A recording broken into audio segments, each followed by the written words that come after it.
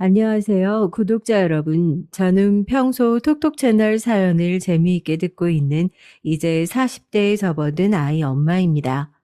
제가 이렇게 톡톡 채널에 사연을 보내게 된 건 평생을 약속한 사람, 정말 이 사람이라면 평생 내 편이 되어줄 거라 믿었던 사람에게 배신을 당했기 때문인데요. 그런 사람에게 배신당한 것만으로도 치가 떨리고 제대로 살아갈 수 없을 정도로 힘든 와중에 배신의 사실을 여러분들이 예상도 하지 못할 정도로 어이없고 황당한 상대에게 듣게 됐습니다.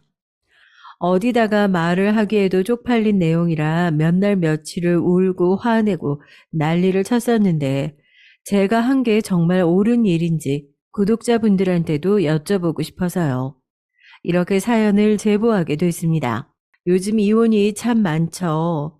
이혼도 그렇고 조론도 그렇고 요즘 세상에 잘못된 선택을 했으면 빨리 깨닫고 그걸 되돌리는 것이 더 중요하다고 생각을 하는 사람들이 많나 봐요. 저 역시 그런 과정을 밟아봐서 그런지 요즘 쏟아지는 연예인들 이혼 기사를 접해도 오히려 안 참고 잘했다라는 생각이 들더라고요. 그런 저도 첫 결혼 당시에는 내 아이를 이혼 가정에서 키울 수 없어서 아빠 없는 아이로 키우고 싶지 않아서 남들의 손가락질을 받기 싫어서 비정상적인 사람이라는 소리를 들을까봐 무서워서 끔찍한 상황에도 불구하고 이혼이라는 선택지를 쉽사리 택하지 못한 바보 같은 사람이었습니다. 저도 여기 사연 올라온 사람들이 답답한 상황에서 이혼도 하지 못하고 있는 모습을 보면서 어떻게 요즘 세상에 저런 사람이 다 있냐, 참 바보 같은 사람이다 생각했을 때가 많았어요. 그런데 막상 그 상황에 제가 닥치고 나니까 정말 제가 욕했던 사람들처럼 판단이 잘 서지 않는 제 모습을 보면서 아, 그때 그 사람들도 하는 생각이 들었습니다. 전 남편과는 연애 결혼을 했어요. 결혼 전 연애 기간이 굉장히 짧긴 했지만 그 짧은 시간 동안 정말 운명의 짝이 아닌가 할 정도로 전 남편과는 찰떡궁합이었거든요. 유튜브 채널에 올라오는 골치 아픈 시댁이나 더 골치 아픈 시누이도 없었고 그런 문제에도 자유로웠습니다. 남들이 다 머리 아파하는 문제에서 벗어났으니 남은 내 결혼 생활은 그야말로 탄탄대로겠구나.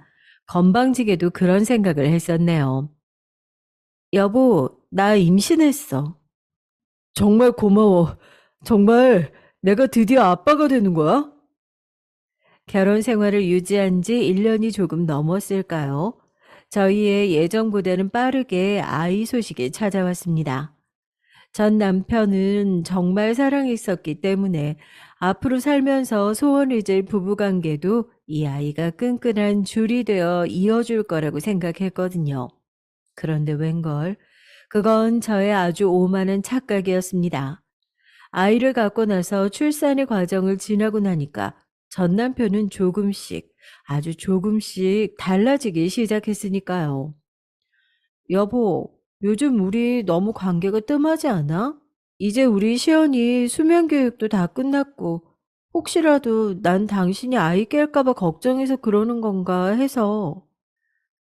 하루 종일 밖에서 죽어라 일하고 온 남편한테, 아, 또 그걸 얘기하고 싶냐, 너는? 무슨 짐승도 아니고. 아, 그거 못해서 환장한 귀신이라도 붙은 거야? 그리고 너 지금 몸을 좀 봐라. 네 몸이 어떻게 생겼는 줄 알아? 아, 됐다. 이런 걸로 싸우는 것도 쪽팔리다 쪽팔려. 그냥 더 욕 들어먹을 생각하지 말고 씻고 잠이나 자. 아, 오늘은 꼴도 보기 싫으니까 애 방에 가서 자라 너. 아이를 갖고 나서 출산의 과정을 지나고 나니 저에게 남은 건 망가지고 볼품 없어진 몸과 리스 부부라는 딱지였습니다.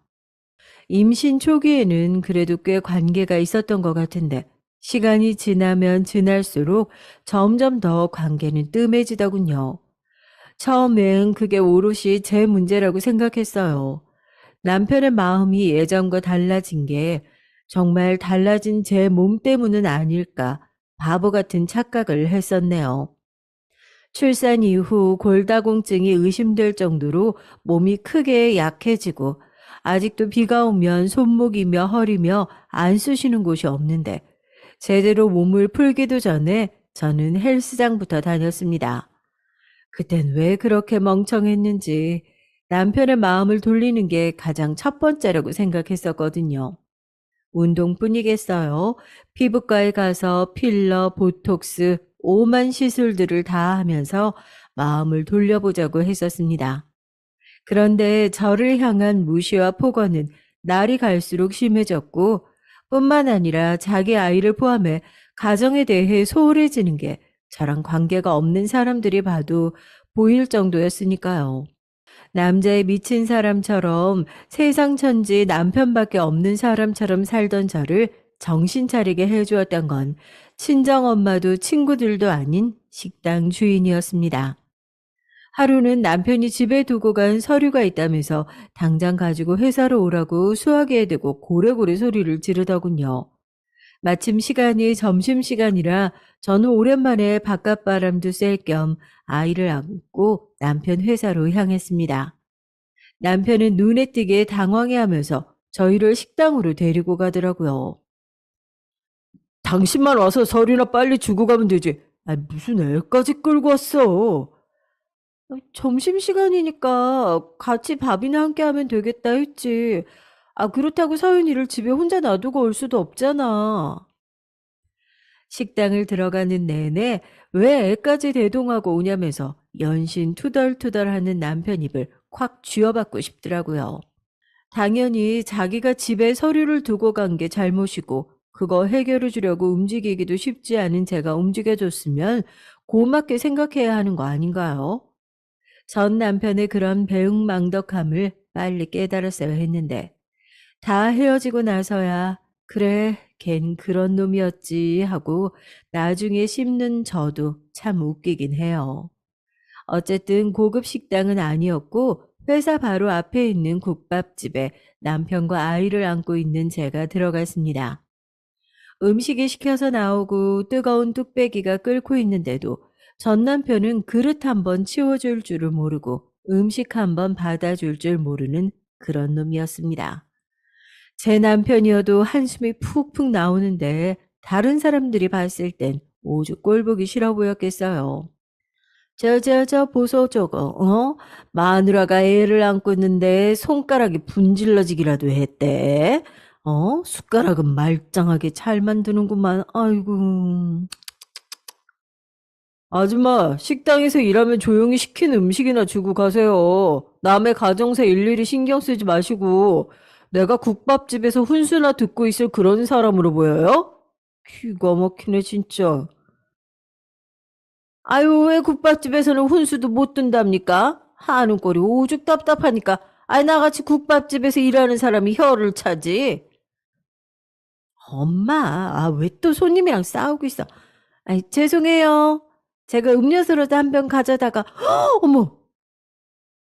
국밥집에서 괜히 언성이 높아지기 시작했고, 저는 제 옆에 있는 남편을 뜯어 말리고, 저 멀리서 사장님의 딸로 보이는 직원분이 뛰어오셔서 사장님을 말리기 시작했죠. 제 전 남편이요. 일찌감치 숟가락 던지고 입맛 떨어졌다고 찌찌거리고 있었죠. 별 미친 아줌마들을 다 보겠다고 또 욕을 한바탕 쏟아내길래 저는 딸의 귀를 막고 당신이 좀 참으라면서 한숨을 쉬고 있는데 자기 어머니를 뜯어 말려서 부엌으로 다시 향하는 직원분의 목소리가 순간적으로 확 크게 제 귀에 들리는 겁니다. 어머머머, 저 사람 애기 아빠였네. 난 당연히 그 여자가 마누라인 줄 알았는데. 저런 놈 하루 이틀 봐. 뻔하지 뻔해. 애까지 있는 놈이 지 부모한테도 이러겠어. 주방으로 들어가면서 재소 온 붙었다고 남편을 진상 손님이라고 욕하는 사장님 모녀의 대화 속에서 그 여자라는 이야기가 유독 크게 들리더군요. 이야기만 들었을 땐 저희 남편이 아이 아빠라는 사실을 몰랐을 정도의 무언가가 있었던 것 같은데 도저히 식당 주인을 다시 불러서 그 이야기를 들을 자신이 없는 겁니다. 그때 어렴풋이 저도 짐작은 했었죠. 남편과의 관계가 소원해지는 게 정말 내 탓이 아닐 수도 있겠구나. 남편 때문일 수도 있겠구나 하는 것을 말이에요. 서류를 챙긴 남편이 회사로 쌩하니 들어가 버리고 저는 집으로 가려던 발걸음을 돌려 다시 국밥집으로 향했습니다. 구석에 자리를 잡고 아까 제대로 먹지도 못한 국밥 한 그릇과 소주 한 병을 시켰어요. 그리고 나서 아이 얼굴을 쳐다보고 있는데 왜 그렇게 눈물이 나던지요. 대체 나는 또 뭘 확인하고 싶어서 이 국밥집으로 다시 찾아온 건지, 정말 내가 걱정하는 그 사실을 듣게 된다면 난 앞으로 이 아이와 어떻게 살아가야 할지 모든 것이 막막하고 아득하게 느껴졌습니다. 조금 후 서빙을 하러 오신 사장님이 제 얼굴을 알아보고 아는 체를 하시더라고요. 아까 그 애기 엄마 아니야? 아이고 세상에 얼굴이 이게 뭐야 눈물 범벅이 돼가지고 무슨 일이에요? 어? 지희야 여기 애기 엄마 수육 한 접시만 삶아서 갖다 줘라. 밥은 한 숟갈도 뜨지 못하고 눈물이 그렁그렁한 저에게 사장님은 다 안다는 듯한 얼굴로 소주를 따라주셨습니다. 곧이어 사장님의 딸인 직원분도 수육 한 접시를 들고 제 테이블에 자리를 잡았죠. 저는 소주를 털어 넘기고 눈물이 가득 고인 눈으로 두 사람에게 제가 외면했던 진실을 처음으로 물었습니다. 아까 그 말 무슨 뜻이셨어요?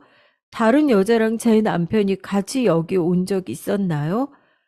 두 분 이야기하시는 걸 우연히 들었는데 제가 아니라 다른 사람과 만나고 있는 것으로 착각하신 것 같아서. 괘씸해서 그랬어요, 괘씸해서. 우리라고 뭐 손님들 보면서 일일이 미주알 고주알 떠드는 그런 사람들인 줄 알아요. 지 마누라는 애기 안고 제대로 밥도 못 먹고 정신이 없어서 그러고 있는데 남편이라고 앉아서 손 하나 까딱 안 하고 있는 게 집구석에서는 어떻게 할지 안 봐도 뻔하지. 아줌마 애 생각해서라도 그런 놈이랑 살면 안 돼요. 그 사람 요 앞에 회사 다니는 거 맞죠? 내가 오죽하면 얼굴을 기억하겠냐고. 그놈 여자 있어요. 아주 남녀가 둘 다 쌍으로 진상이라서 내가 얼굴도 똑똑히 기억하지. 그리고 이어지는 이야기는 더욱 충격적이었습니다. 그동안 가게 안에서 얼마나 진상 손님처럼 굴었는지 사장님 모녀는 남편의 인상착의를 정확하게 기억하고 있더군요. 물론 그 옆에 찰싹 달라붙어 있는 애떼어 보이는 여직원의 모습도 함께요. 둘이서 하도 다정하게 굴고 지지고 볶고 하길래 저 진상이 애기 아빠일 거라는 생각은 추호도 하지 못했답니다. 저는 믿기지 않는 사실에 연거푸 소주만 들이켰어요. 그 당시에 세상에 제가 바보같이 무슨 생각을 했는 줄 아세요?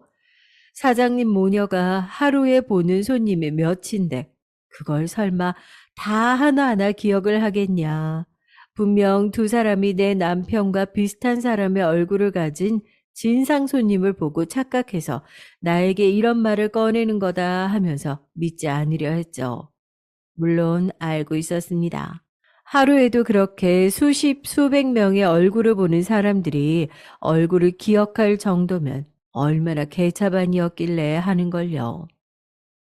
제가 너무 믿기지가 않아서 그래요. 애 데리고 앞으로 어떻게 해야 될지도 모르겠고, 그게 정말 제 남편이 맞긴 한 거예요. 혹시 뭐 사진이나 이런 거라도 찍어두신 건 없죠? 엄마, 우리 왜 CCTV 며칠 전 거 안 날리고 그대로 가지고 있지? 보여드려. 충격받은 건 충격받은 거고, 이 아줌마도 사실을 제대로 알아야 이혼을 하든 말든 할 거 아니야. 그러다 퍼뜩 녹화된 CCTV가 생각났나 봐요. 두 사람과 함께 그 화면을 보는데 저는 정말 계속해서 질끈 감기는 눈을 억지로 뜨고 화면을 봤던 기억이 나네요. 화면 속에서는 작은 인형이었지만 누가 봐도 남편임을 한눈에 알아볼 수 있는 사람이 어린 여직원이 허리에 손을 두르고 들어오는 모습이 그대로 남아 있었습니다. 더 이상 안 봐도 될 것 같네요.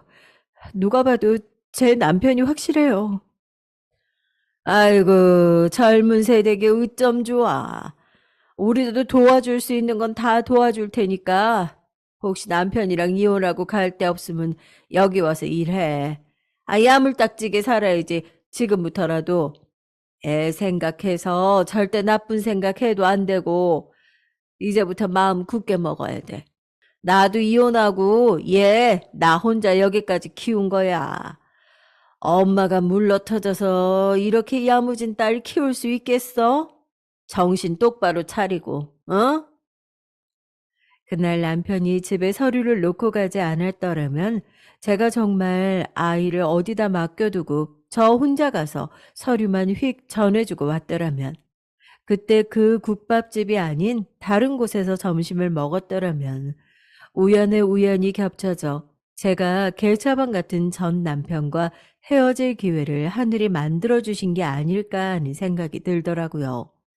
그리고 우리 딸 시연이 사장님 말대로 앞으로 제 딸을 현명하게 키워나가야 하는데 물러터진 엄마처럼 더 이상은 보이는 것도 못 본 척하면서 살 수 없다고 생각했습니다. 그때부터 전 남편의 외도 증거를 모으기 시작했어요. 외도 증거를 모으려고 결심했기 때문인지 아니면 그동안 전 남편이 대놓고 바람을 피고 돌아다니는데 멍청한 제가 그걸 눈 감고 살았던 건지 모를 정도로 이혼 소송에 필요한 증거는 정말 차고 넘치더라고요. 상대는 남편 회사에 다니고 있는 신입 여직원. 바람은 거의 1년 가까이 피웠더라고요. 남편 핸드폰에서 찾은 그 여자와 함께 찍은 사진, 사랑을 속삭이는 대화 모두 제 핸드폰으로 옮겨놓고 뽑아놨습니다. 우리 이혼하자. 물론 시연이는 당연히 내가 키울 거야.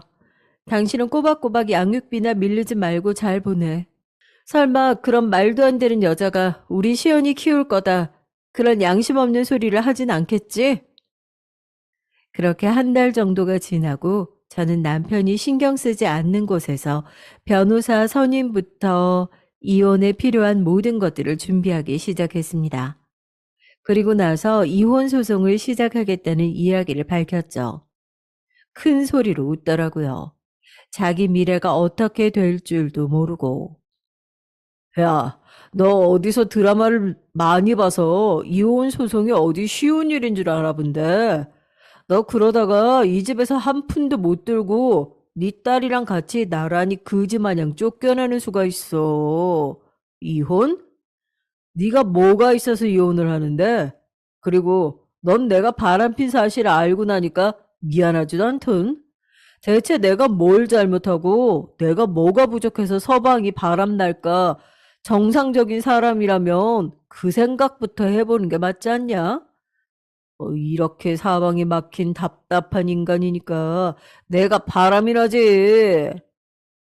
내가 이 집을 만드는데 들인 공이 얼만데 내가 왜 한 푼도 못 들고 내 딸이랑 그지처럼 쫓겨나? 그지처럼 쫓겨나는 건 너야. 집, 차, 네 통장에 들어있는 1원 한 푼까지 내가 안 보탠 데가 없어. 이혼에 대해서 잘 아나 본데 그럼 이 상황에서 누가 빈털털이 되는지도 잘 알아봐. 그리고 네가 그렇게 물고 빠는 신입 여직원은 네가 애 딸린 이혼남인 거 알고 있대? 야, 걔는 아무것도 몰라. 너 혹시라도 걔 건드릴 생각이면 정말 가만 안 둔다. 혹시라도 제가 자기가 만나는 여자한테 해코지라도 할까봐 벌벌 떨고 있는 모습을 보니까 정말 오만정이 다 떨어지더군요. 그대로 전 남편의 뺨을 올려붙였습니다. 살면서 뺨 한 대라도 안 맞아본 사람이니 꽤나 놀라고 아팠나 보죠. 무릎을 꿇고 앉아 뺨을 잡고 절 멍하니 쳐다보는 얼굴에 침을 뱉어줬습니다. 그리고 그대로 딸아이를 안고 집을 나왔죠. 당연히 남편의 귀책 사유가 100% 인정이 되고 결혼 생활을 유지하는 동안 제 기여도들이 모두 인정받았어요.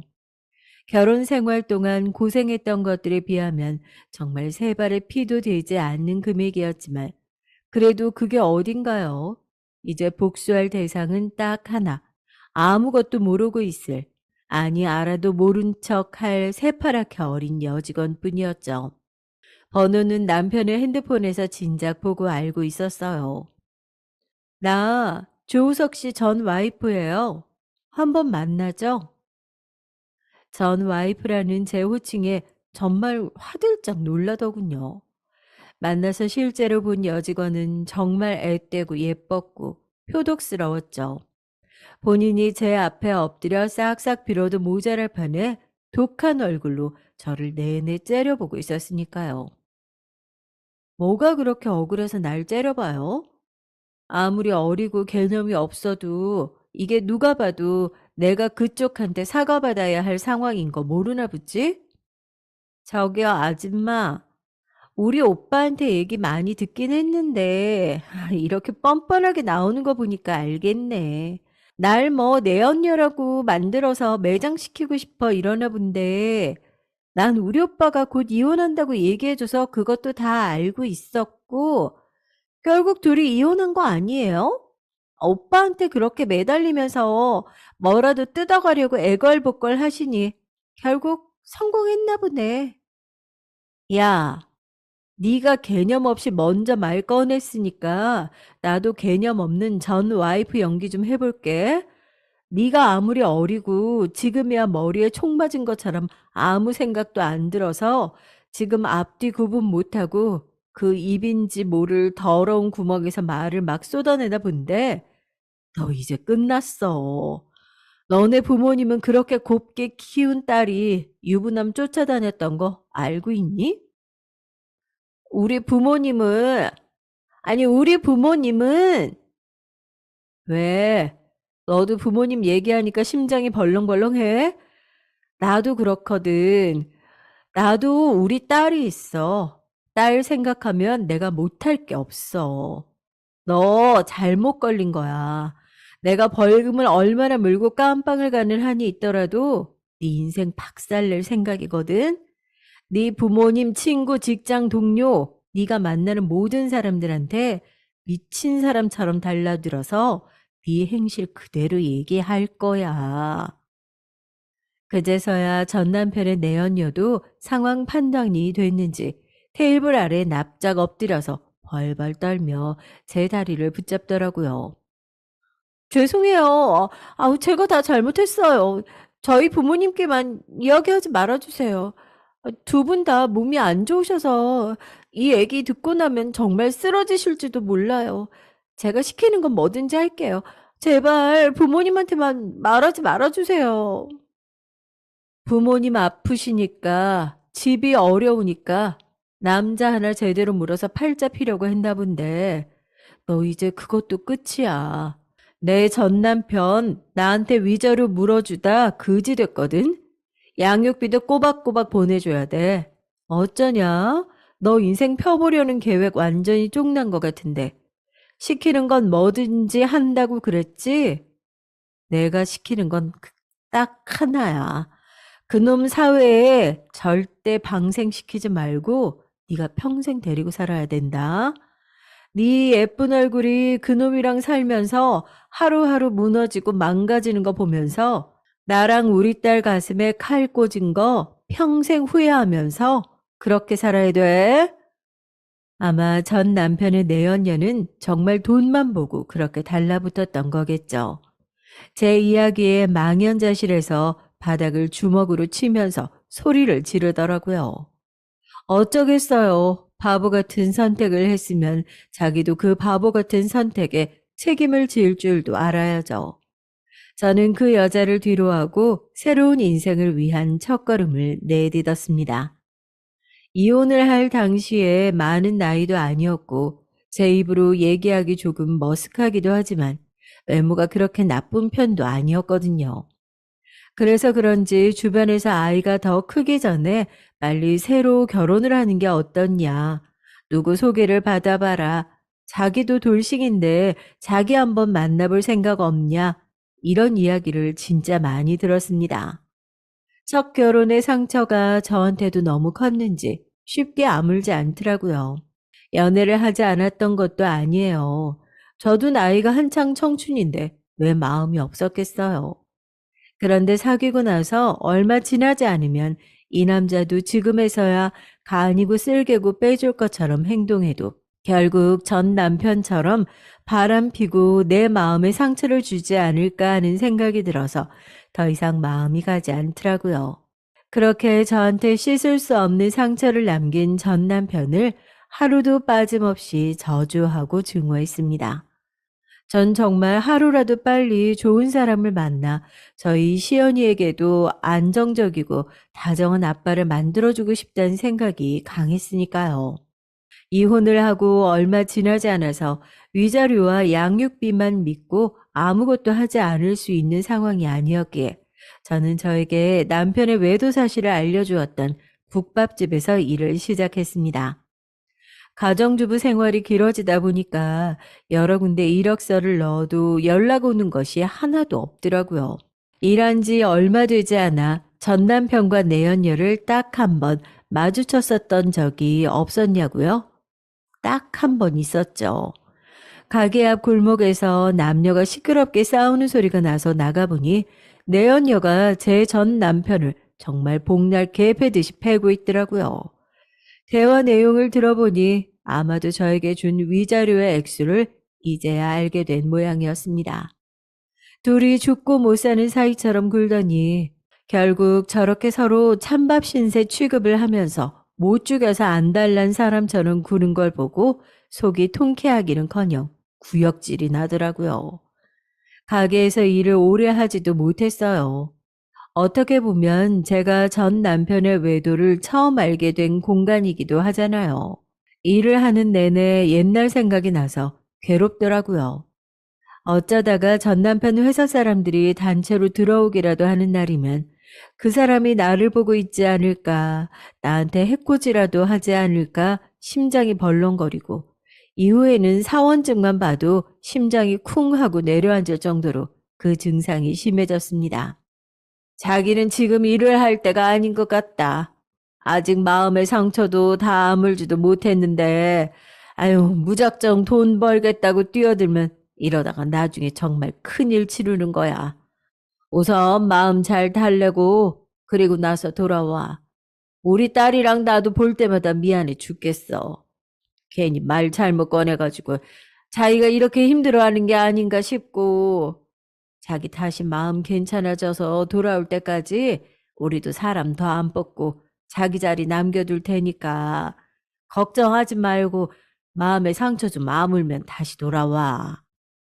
마음이 그런데 일은 얼마나 잘했겠어요. 늘 실수 연발이었던 저를 사장님이 조용히 부르시길래 아, 해고 통보를 하시려나 보다 하고 어깨를 축 늘어뜨리고 갔는데 사장님은 조용히 저에게 두툼한 돈 봉투를 하나 쥐어주시더니 이건 휴갑이라면서 자기가 괜히 가정 하나 파탄된 것 같아서 마음이 영 좋지 않다면서 일단 제 마음부터 달래고 오라고 그런 이야기를 하시더라고요. 사장님 손을 꼭 붙잡고 또 펑펑 울었습니다. 세상에 이렇게 좋은 사람이 많은데 왜 하필 내가 만났던 사람은 그런 사람들이었을까? 왜 그런 사람한테 평생을 다 바치려 했을까요? 결혼 생활 내내 항상 남편 먼저, 아이 먼저, 제 마음이 다치고 찢어지는 건 돌볼 틈도 없이 그렇게 살았어요. 전 남편이야 맨날 저에게 집구석에만 있는데 바쁠 게 뭐가 있냐고 하겠지만 그런 멸시를 듣는 것도 제 일 중에 하나였으니까요. 이렇게 다친 마음을 어떻게 치료해야 할지 몰라서 남들이 해보는 건 다 따라서 해본 것 같습니다. 정신과도 가보고 뭐 마음 치료로 유명하다는 상담사도 만나보고 그런데 정말 마음에 큰 구멍이라도 난 것처럼 메워지지 않는 공허함과 슬픔 때문에 일상생활을 하는 것도 힘들더라고요. 당시에 저희 딸애를 붙잡고 매일같이 눈물을 짜낸 것만 생각하면 아직도 아이가 그걸 기억할까봐 무섭고 미안할 정도예요. 그런 저의 마음이 정착된 것은 사람도 공간도 아닌 종교였습니다. 제가 이렇게 방황하고 자리 잡지 못하는 모습을 보면서 오래된 친구가 전화로 그런 얘기를 하더라고요. 교회든 성당이든 나가서 기도도 좀 해보고 종교를 가져보는 건 어때? 종교? 난 살면서 교회든 절이든 문지방도 밟아본 적이 없는 사람인데? 너 괜히 사람들이 힘들어하면 하느님이든 부처님이든 붙잡고 기도하는 게 아니다. 뭐 TV에 나오는 맹목적으로 믿는 사람들 생각하지 말고 우리 같이 힘든 사람은 누구 붙잡고 말할 사람이라도 있어야 하잖아. 종교를 갖는다고 생각하지 말고 그냥 기댈 곳 찾는다 이렇게 생각하는 거지. 너 우리 언니 알지? 우울증 하도 심해서 가족들이 폐쇄병원 보내버릴까 생각도 했다고 말했잖아. 우리 언니 요즘 교회 다니면서 눈빛이 바뀌었어. 살고 싶다고 그런다니까. 너 이대로 가다간 시연이도 제대로 못 키우게 생겼어. 그래서 하는 소리야. 친구의 이야기를 들으니까 솔깃하더라고요. 종교에 크게 거부감이 있는 건 아니었지만 괜히 한번 나가기 시작했다가 사람들한테 붙잡혀서 이것저것 하게 될까봐 걱정도 되는 것도 있었고요. 저도 정말 지푸라기라도 잡는 심정으로 동네에 있는 교회를 처음 나가기 시작했던 것 같아요. 그런데 웬걸 정말 말도 안 되게 마음이 편해지더라고요. 기도를 하면서 전 남편을 몇 번을 증오하고 또 몇 번을 용서하고 울었는지 모르겠어요. 정말 친구의 말처럼 그 당시 저에게는 그 사람이 됐든 종교가 됐든 관계없이 제 한 몸 기댈 곳이 필요한 사람이었던 거죠. 종교 생활을 잘하고 있는 게 너무 예뻐서 그래.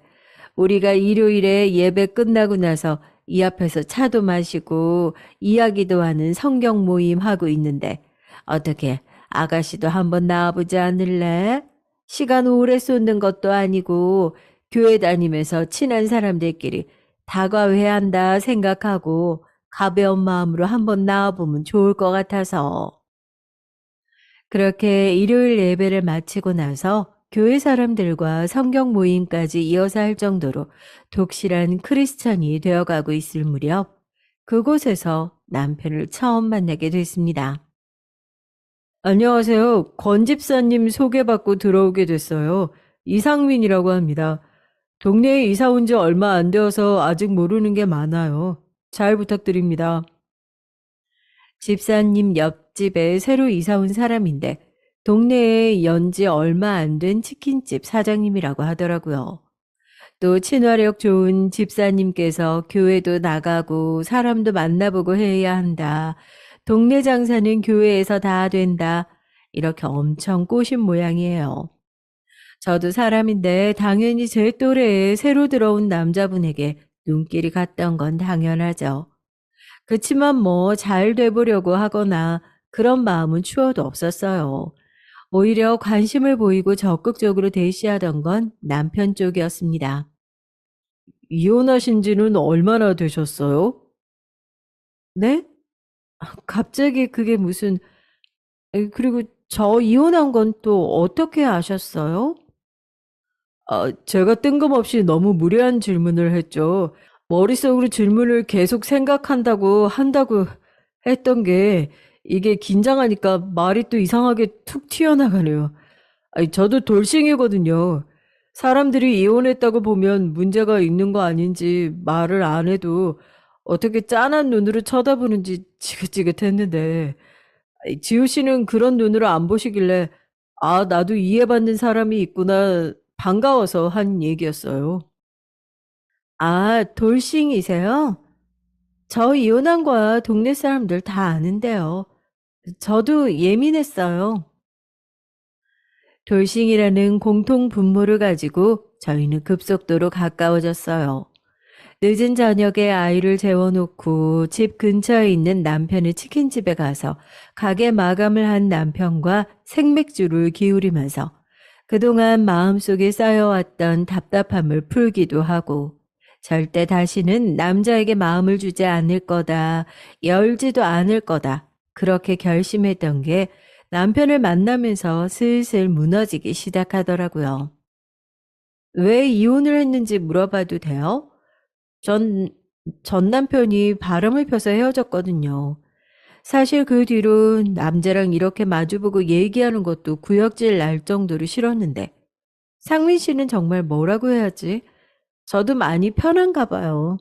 이렇게 이야기하는데 별로 그런 마음이 안 드네요. 저도 전 와이프 기책 사이로 헤어졌어요. 저도 마음의 상처가 너무 커서 어땠다고 하나하나 다 말할 수는 없지만 참 많이 힘들었네요. 아무리 그래도 혼자 아이 키우는 지우 씨 힘든 거에 비하겠냐마는요. 그렇게 남편과 동네 술친구에서 같은 아픔을 공유하는 사이로 몇 달이 지나고 나니 자연스럽게 가게를 왔다 갔다 하는 연인 사이로 발전하게 됐어요. 성경 모임에서도 진작에 둘이 잘 어울려서 짝지어 주려고 하셨다면서 기뻐하시더라고요. 뭐가 됐든 간에 이번은 정말 실패하지 않을 것 같은 느낌이었습니다. 저희는 식없이 혼인신고를 하고 교회에서 친제들만 모시고 간단하게 결혼식을 올리고 그렇게 다시 부부가 됐습니다. 너무 기쁘고 행복한 날들이었어요. 자기의 피가 섞이지 않은 아이에게도 든든한 아빠의 역할을 해주는 남편을 보면서 내가 그동안 감당했어야 하는 큰 슬픔은 다 이 순간을 위한 발판이었구나 하는 생각까지 했으니까요. 하지만 쉽지 않은 부분들도 분명히 있었습니다. 저도 말로만 들었던 시집살이를 겪곤 했으니까요. 결혼할 당시부터 제게 아이가 있는 걸 탐탁지 않아 하시던 시부모님께서는 찾아뵐 때마다 아이 문제를 가지고 저와 남편을 많이 질타하셨어요. 아무리 그래도 남의 애는 남의 애야. 너희 애를 낳아서 길러야지. 아무리 부부끼리 똑같이 슬프고 힘들었다고 해도 어디 애 있는 사람이랑 애 없는 사람이 같니? 이 애가 아무리 착해도 남의 애 키우는 건 그건 쉽지 않다. 아이가 없는 채로 이혼을 했던 남편은 그렇게 매일같이 어머님 등살에 시달리기도 했죠. 저희 부부는 준비가 되기 전까지는 저희 딸을 위해서 그래도 둘째를 갖는 건 시간을 좀 더 두고 생각해 보자고 의견을 모았던 상태였어요. 솔직히 저도 대놓고 남편에게 물어보진 않았지만 100% 자기 딸로 받아들이고 예뻐할 거라는 건 저 혼자만의 욕심이라고 생각하고 있었죠. 그런 이야기 하지 마세요. 나 시연이도 정말 내 딸이다 생각하고 키우고 있어. 누가 뭐라고 해도 눈에 넣어도 안 아플 내 딸이야. 둘째 문제는 우리가 알아서 할 테니까 괜히 이 사람한테 그런 문제로 상처 주는 소리 하지 마. 그럼 내가 집에 다시 안 올 테니까. 이 사람이랑 시연이가 내 가족이야. 지금은 나한테 1순위인 사람들이라고. 시부모님의 등살에도 남편은 그렇게 칼같이 딱 잘라 대응하면서 저와 제 딸을 보호해 줬어요. 든든했죠. 그런 남편을 보면서 저도 회의적이었던 둘째에 대한 생각이 조금씩 바뀌기 시작했습니다. 시부모님의 등살도 등살이지만 이런 사람이라면 새로 태어난 아이와 제 딸을 차별 없이 대해주지 않을까 하는 확신이 들기 시작했으니까요. 여보, 우리 둘째 갖는 거 진지하게 생각해 볼까? 나도 이제는 조금 마음이 그래. 난 당신한테 그런 거 강요하고 싶은 마음 없어. 지금도 우리 세 식구 충분히 행복하고 둘 낳아서 모자라게 키우는 것보다 나도 한 명한테 애정도 투자하고 아낌없이 하고 싶은 마음이 커. 혹시라도 우리 엄마 때문에 그러는 거면 정말 그러지 않아도 괜찮아. 이런 말들을 들으면서 어떻게 이 사람을 믿지 않을 수가 있었겠어요. 전 남편과의 거의 리스와 가까웠던 관계도 지금 남편을 만나면서 오히려 신경 써서 자제해야 하지 않을까 싶을 정도로 부쩍 늘었습니다. 남들은 그런 거 가지고 애정의 척도를 따지냐 손가락질하고 혀를 찰 수도 있겠지만 이게 정말 안 당해본 사람은 모르거든요. 부끄러운 말이지만 지금의 남편은 그런 문제로 저를 서운하게 했던 적이 한 번도 없었습니다. 그런 남편을 만나면서 이제 저도 사랑받는 아내로 완성됐구나 하고 느낄 정도였으니까요. 행복한 나날들이었습니다. 그런 행복이 영원할 거라고 생각했어요. 또 제 오만이었죠. 저희가 장난으로 그래요. 남자가 결혼하기 전까지 간이고 쓸개고 다 빼줄 것처럼 행동을 하는데 그런 거짓된 연기의 유통기한은 딱 1년이라고요. 1년이 지나면 귀신같이 다른 사람이라도 된 것 마냥 남편이 바뀌는데 대체 왜 그러는지 모르겠다고. 근데 알고 보면 내 남편은 절대 바뀌지 않았다고요. 원래 그런 사람이 아닌 척 하다가 슬슬 그 신혼의 마법이 풀려가는 거죠. 저도 1년간은 그 신혼의 마법에 빠져 살았습니다. 부끄러운 줄도 모르고 어디 가기만 하면 입이 마르고 닳도록 남편 자랑을 했었어요. 세상에 이런 남자가 어딨냐고요. 그런데 1년이 지나고 결혼 2년 차에 접어드니까 슬슬 그 마법이 풀리기 시작하더라고요. 신혼 초에는 보이지 않았던 남편의 거슬리는 행동들이 하나둘씩 눈에 들어오기 시작했습니다. 아우, 술 냄새. 아, 오늘 가게 마감 일찍 한다고 하지 않았어? 어디서 이렇게 술을 마시고 들어온 거야? 가게 마감하고 동네 형들이 와서 한 잔 더 하자는데 뺄 수 있어? 이거 다 동네 장사야, 어? 동네 손님들 잘 잡아야 우리도 먹고 사는 거라고. 남편이 사회생활 하고 들어왔으면 조신하게 꿀물이라도 타다 줘야지. 그게 내 조지. 잔뜩 혀가 꼬부라져서 잠옷도 제대로 갈아입지 못하고 침대에서 널브러지는 남편. 평소에 다정한 모습은 온데간데 없고 술만 마시면 집에 들어와서 사람을 무시하고 하대하는데 전 거기서 꼭 전 남편의 모습을 보는 것 같아 심장이 철렁했던 적이 한두 번이 아니었습니다. 그런데 불행인지 다행인지 아침에 술이 깨고 나면 언제 그랬냐는 듯이 제 비위를 맞추더라고요. 술이 웬수지, 술이 웬수야. 아, 여보, 내가 어제 혹시 실수한 거 있어? 나 하나도 기억이 안 나서. 내가 정말 이제 술 끊든지 해야지. 기분 풀어, 어? 콩깍지의 무서움이란 게 그래요. 사람이 술을 마시다 보면 실수를 할 수도 있지. 그래, 동네 장사인데 동네 단골들 챙기는 것도 일이겠지. 하고 생각하고 다 넘어갔으니까요. 그런데 제가 믿었던 남편과의 사이가 금이 가기 시작한 건 그때부터였습니다. 어느 날과 같이 술에 잔뜩 취해서 들어온 남편은 그날도 저에게 선을 넘는 말들을 쏟아낼 뿐만 아니라 강제로 관계를 가지려고까지 하는 게 아니겠어요? 힘으로 쉽사리 제압되지 않는 남편을 겨우겨우 밀어내고 남편 역시 술과 잠에 취해 골아떨어졌는데 남편 주머니에서 종이 하나가 툭 굴러떨어지더라고요. 다가가서 영수증을 펼쳐봤는데 흔하게 볼 수 있는 술집의 간이 영수증이었어요. 다만 다른 게 있다면 남편 주머니에서 나온 영수증에는 주대가 60만 원이 넘는 돈이 찍혀 있었단 거죠. 그뿐만인가요? 영수증에는 술값 외에도 도움이라는 글자가 또렷하게 보였습니다. 가게 이름은 적혀 있지 않았지만 누가 봐도 업소나 단란주점에서 여자를 데리고 놀았던 정황이 보인 거죠. 그걸 보는 순간 왜 요즘 자꾸 남편에게서 전 남편이 겹쳐 보였는지 알 것만 같더군요. 그렇게 자상한 척 세상에 둘도 없는 남편인 척 하더니 결국 이 사람도 전 남편과 똑같은 개차반일 거라고 생각을 하니까 또다시 실패한 제 결혼 생활에 환멸이 나고 눈물만 쏟아졌어요. 다음날 남편이 술이 깨고 나서 저는 제 눈치를 보며 해장을 하고 있는 남편의 눈앞에 영수증 종이를 펼쳐서 탁 소리나게 내려놨어요. 그런데 제 남편은 제가 그 영수증을 보여줬는데도 놀라지도 않고 별로 대수롭지 않다는 듯 대답을 하더라고요. 난 또 뭐 때문에 아침부터 그렇게 찬바람이 쌩쌩 부나 했더니 겨우 이거였어? 아, 왜 그래? 일인 거 뻔히 알잖아. 주류 도매 떼주는 사장님 때문에 어쩔 수 없이 갔던 거야. 내가 이런 데나 다닐 사람으로 보여?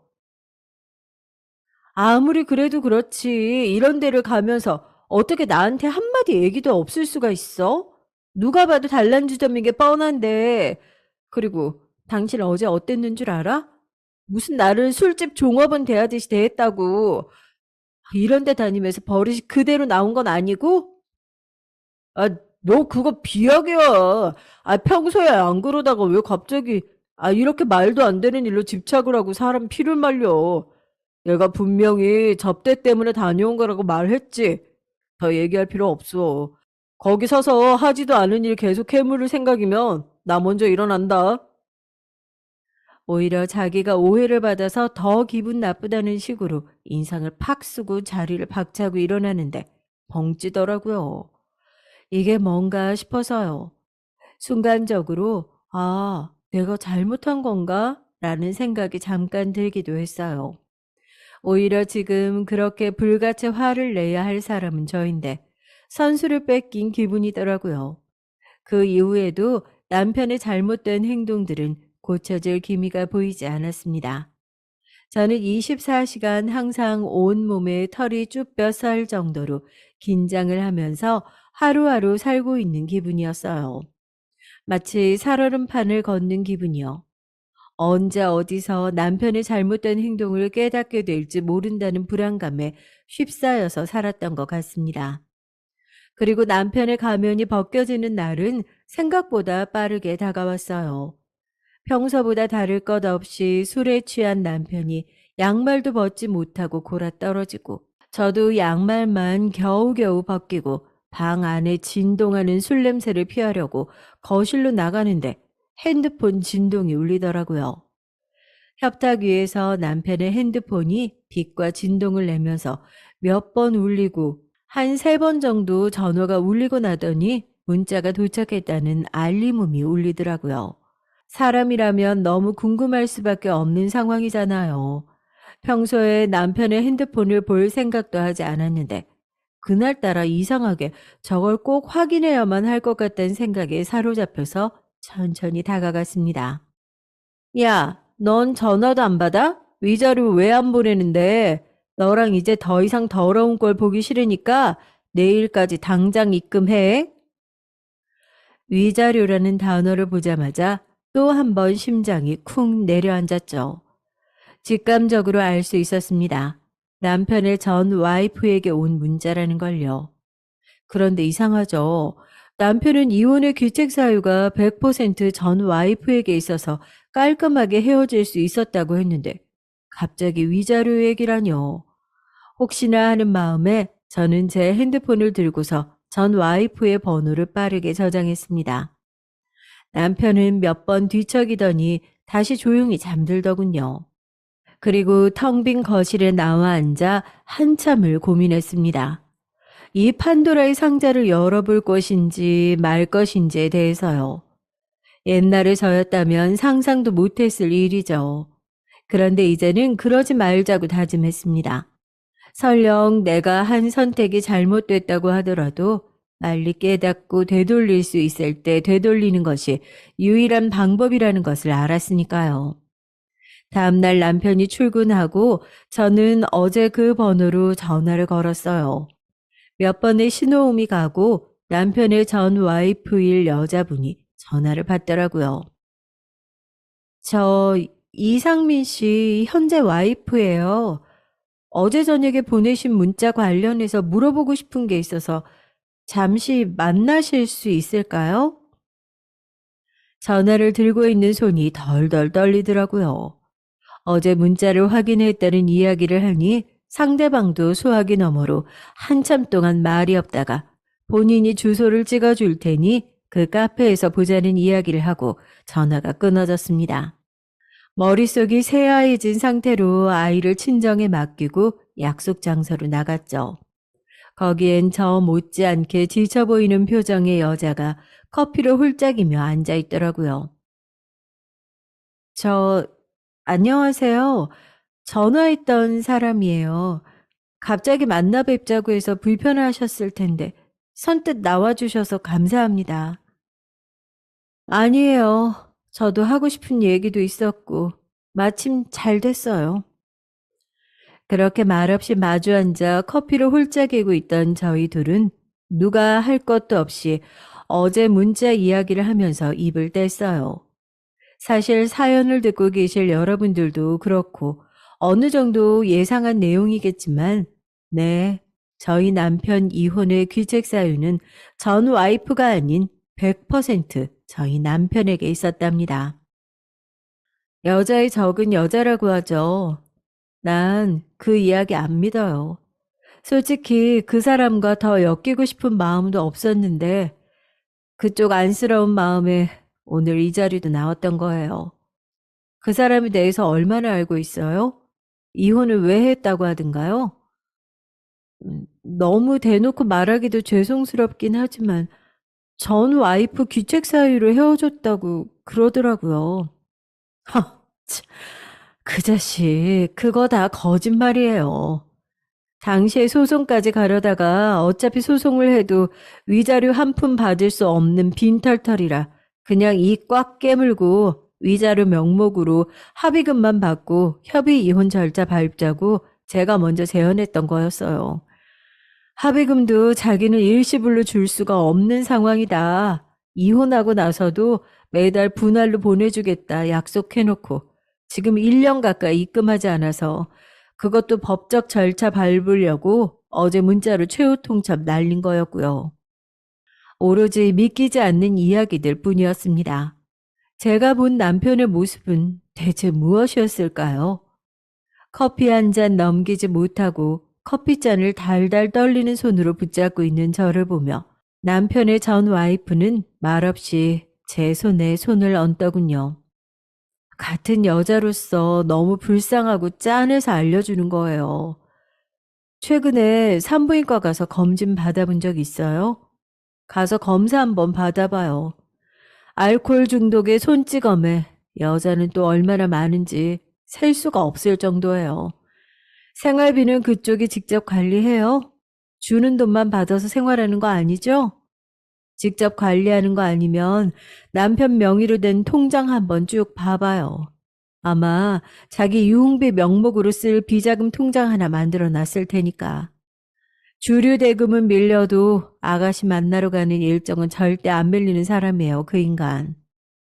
주머니에서 떨어져 나온 술집 영수증이 무얼 의미하는지까지 모든 퍼즐이 완벽하게 맞춰지는 기분이었죠. 자기가 도와줄 수 있는 건 제 남편의 실체를 이렇게 깨닫게 해주는 것 뿐이었다면서. 제발 남편에게 묶이지 말고 하루빨리 탈출하라는 말을 남기고 전 와이프가 떠났습니다. 저는 그 길로 바로 산부인과에 가서 여성과 검진을 받았어요. 혹시 남편 외에 주기적으로 관계를 맺으시는 분이 있으세요? 아니요, 그럴 리가요. 대체 그게 무슨 말씀이세요?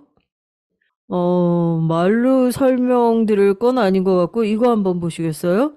이게 지금 본인이 가지고 계신 바이러스 균의 종류예요. 일반 사람들보다 4~5배는 많은 수준입니다. 그냥 좀 불편하다는 느낌이 있어서 원래 만성적인 여성 질환이 있기도 했고요. 별로 대수롭지 않게 생각하고 있었는데 산부인과에서 들은 검진 내용은 더더욱 충격이었죠. 걸어다니는 바이러스 덩어리였습니다. 분노의 감정이 명치계에서부터 부글부글 끓는 게 느껴지더라고요. 검진 종이를 출력해달라고 말하고 한 손에는 종이를 움켜쥐고 남편의 가게로 찾아갔죠. 이제 막 5시를 넘어가고 있는 시간에 가게는 벌써 술판이 벌어졌더라고요. 얼마나 취했는지 제가 가게 앞으로 찾아온 것도 모르고 여자 아르바이트생 허리에 손을 두르고 단란주점 같은 모습으로 술을 마시고 있는 남편을 보고 저는 가게 문을 부술 듯이 발로 차고 들어갔습니다. 여보, 이 시간에 말도 없이 여기는 어쩐 일이야? 제 모습을 보고 소스라치게 놀라며 알바생의 허리에 두른 팔을 황급히 뺀 남편이 친구들을 뒤로하고 가게를 밀고 들어오는 제 앞을 가로막아 서더라고요.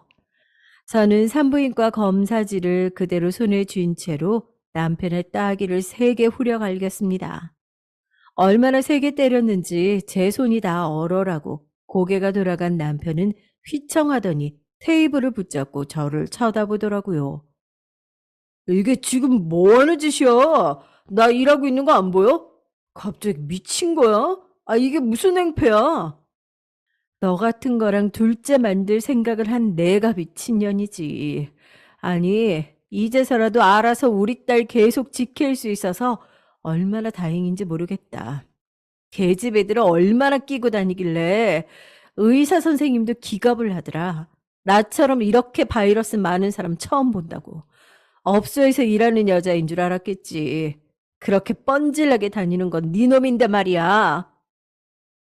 그제서야 상황 판단이 됐는지 남편과 남편의 친구들은 제 팔을 붙잡고 저를 뜯어말리더라고요. 대체 어디서 그렇게 초인적인 힘이 나왔는지 모르겠지만 테이블에 있는 음식과 맥주를 싹 다 엎고 남편 얼굴에 척하고 검사지를 갖다 댔습니다. 너같이 더러운 놈은 우리 시연이 아빠일 자격 없어. 이번에도 이혼이 내 귀책이라고 떠들고 다니면 난 네 전 와이프처럼 가만히 안 있을 거야. 죽을 때까지 네 가게, 네 마누라, 네 자식들 돌잔치까지 쫓아다니면서 네가 얼마나 더러운 놈인지 알려줄 테니까 허튼 수작 부릴 생각하지 마. 그렇게 미안하다며 저를 붙잡는 남편을 뒤로 한 채 유유히 가게를 빠져나왔답니다. 손은 얼얼하지만 속은 후련하더라고요. 이제는 또 한 번 이혼 절차를 밟은 일만 놔두고 있습니다. 두 번째 결혼도 실패한 여자라는 꼬리표는 따라 붙겠지만 절대 후회하지 않아요. 잘못된 선택은 누구나 할 수 있지만 그걸 바로잡을 수 있는 기회는 딱 한 번뿐이니까요. 여러분, 저 정말 잘한 거 맞겠죠? 혼자서 앞으로 헤쳐나가야 할 일들이 많지만 저 정말 잘할 수 있다고 꼭 응원해 주세요.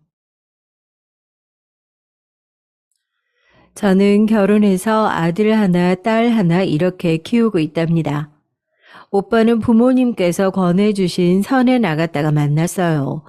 재미있게도 그 자리에 나온 당사자는 아니었습니다. 나왔던 사람은 완전 마마보이였거든요. 그래서 대충 끊어내고 집에 돌아오는 길에 작은 접촉사고를 내게 됐는데 그 상대방이 바로 오빠였습니다. 초보였던 제가 신호를 잘못 보고 브레이크를 늦게 밟았거든요. 진짜 머릿속이 하얗게 변할 정도였죠. 다행히 크게 박은 것은 아니었는데 제가 너무 놀란 상태여서 제 정신이 아니었거든요. 그런 제가 불쌍해 보였는지 어떻게 해야 하는지 차분하게 설명을 해주면서 전화번호를 교환했어요. 그 뒤로 차 사고 난 것은 깔끔하게 해결을 봤는데 그때는 그걸로 끝이었습니다. 그러다 다시 만난 것이 회사 동료의 결혼식이었죠. 다시 만났을 때는 반갑기도 하고 기분이 좀 이상하더라고요. 오빠는 그 순간 저를 운명이라고 생각했다고 하더라고요. 그렇게 다시 만난 저희는 얼마간의 썸을 타다가 결국에는 연애에 성공을 했답니다. 연애 기간에도 우리는 재미있게 잘 지냈어요. 싸우기도 많이 싸웠고 중간에 헤어졌다 다시 만난 적도 있었죠. 하지만 그런 시간들도 모여서 우리는 결혼한다면 서로가 아닐까 하는 단계까지 왔어요. 그런데 오빠는 항상 가족 이야기가 나올 때마다 많이 망설이더라고요. 연애 중간에 몇 번 마주칠 상황이 있었음에도 불구하고 오빠는 절대 제게 보여주지 않았습니다.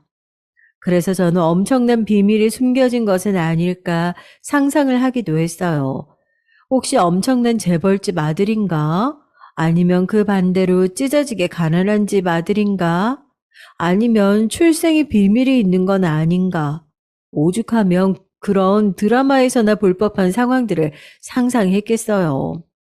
결국에는 이런 궁금증을 직접적으로 오빠에게 물었던 날도 있었답니다.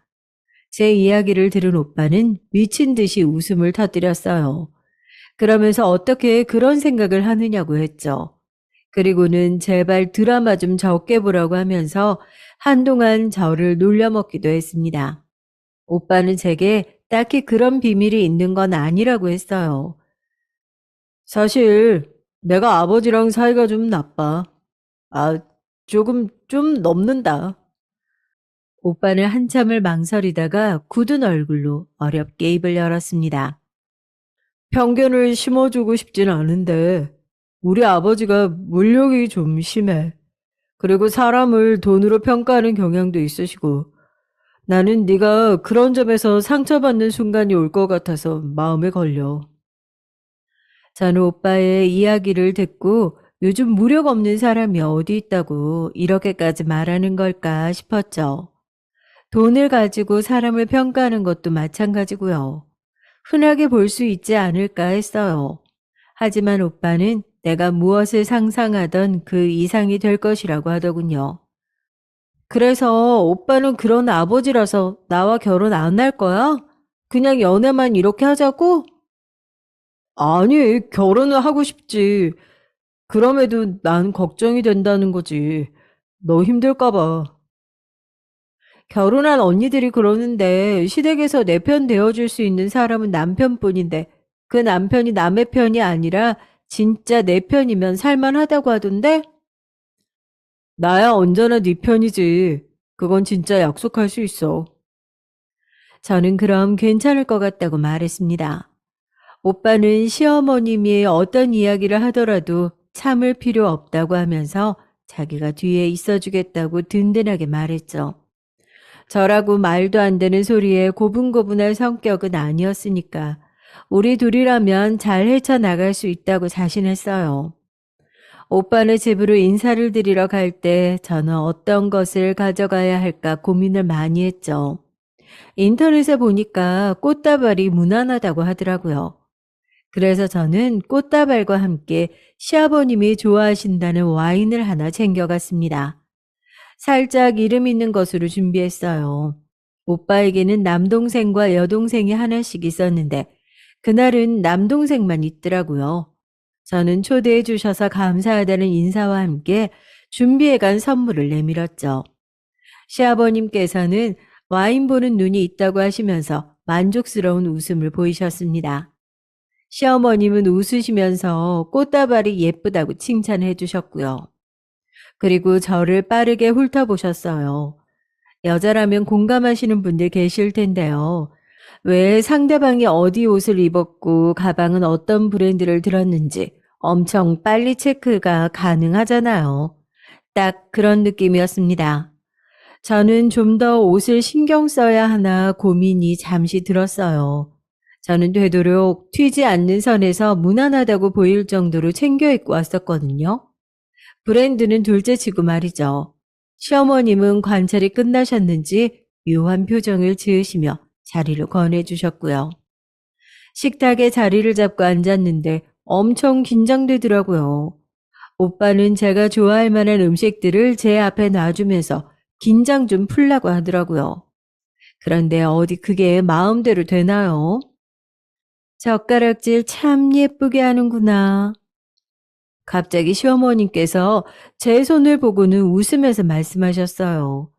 저는 형제로 오빠와 언니가 하나씩 있는데 저희들 중에는 유일하게 저만 젓가락질을 제대로 배웠거든요. 엄마 말로는 다른 사람은 죽어라 고집 부리면서 버티던데 저만 시키는 대로 잘 따라와서 그렇게 되었다고 했죠. 저는 어쩌다 보니 형제들 사이에서 저만 젓가락질을 배웠다고 말씀드렸어요. 시아버님께서는 가족 관계에 대해 물어보셨고요. 그럼 집에서 막내겠구나. 네, 2살 많은 오빠와 언니가 있어요. 둘은 쌍둥이거든요. 사랑 많이 받고 컸겠네. 언니 오빠는 무슨 일을 하고? 아, 둘 다 연구소에 있어요. 분야는 다르지만. 공부도 잘했나 보네. 시아버님은 고개를 끄덕이고는 저에 대해서도 여러 가지 물어보셨죠. 회사를 다니기 시작한 지는 얼마나 됐는지, 대학은 어디 나왔는지 등 어른들이 많이들 물어보시는 것이 대부분이었죠. 그러다 화제는 자연스럽게 결혼으로 넘어갔습니다. 오빠는 그동안 저희가 나누었던 이야기를 말씀드렸죠. 저희 결혼은 심플하게 하려고요. 축의금도 받을 생각 없습니다. 뭐? 축의금을 안 받는다고? 내가 뿌려둔 게 얼만데? 그건 안 된다. 시아버님께서는 단호하게 무슨 소리를 하느냐며 절대로 안 된다고 강경하게 말씀하셨습니다. 그 축의금 어차피 저희 결혼을 축하해주기 위해서 오시는 건데 그냥 와서 축하만 해주고 가셨으면 좋겠다 싶어서요. 무슨 소리야? 축의금이 어디 놓일 거야? 그거 다 아빠랑 엄마가 뿌려둔 돈이다. 받을 건 받아야지. 그리고 식장도 그래. 그렇게 작은 곳에서 하면 손님을 어떻게 부르니? 사람이 많이 와야 그만큼 모이는 돈이 많아지지. 저는 초면인 저를 앞에 두시고 적나라하게 돈 이야기를 하실 것이라고는 전혀 생각하지 못했던 터라 좀 당황스러웠어요. 하지만 오빠가 이전부터 시아버님에 관해 이야기를 해준 덕분인지 그래도 침착하게 대응할 수 있었죠. 시아버님, 식장이 커지면 당연히 들어가는 돈도 많아지고요. 너무 많은 손님들을 모시면 저희도 나중에 인사드려야 할 것도 많아지잖아요. 그리고 오시는 손님들 대접하는 것도 부담되고요. 그래서 오빠와 의논해서 심플하게 하자고 했어요. 뭐 틀린 말은 아니다만 그래도 축의금이 돈이 얼만데? 시아버님은 차분하게 설명하는 제 말씀에 잠깐 한 발 물러서시는 듯 보였습니다. 하지만 무조건 축의금은 받아야 한다고 하셨어요. 오빠는 그렇다면 축의금을 받아서 어린이 단체에 기부를 하겠다고 하더라고요. 시아버님은 펄쩍 뛰셨죠. 도대체 너는 무슨 생각을 하며 사는 거냐? 먹고 살기 바빠 죽겠는데 기부? 기부하면 누가 알아줘? 정말 너는 어릴 때부터 자기 살궁리나 안 하고 그런 오지랖만 부리지. 하여튼 축의금은 내가 알아서 할 테니까 너흰 가만히 있어. 저희 결혼식이에요. 아버지께 손 벌리는 일 전혀 없을 테니까 어머니도 저희 결혼식에 왈가왈부하실 생각하지 마세요. 오빠의 강한 한방에 순식간에 식탁은 얼음장처럼 얼어붙었어요.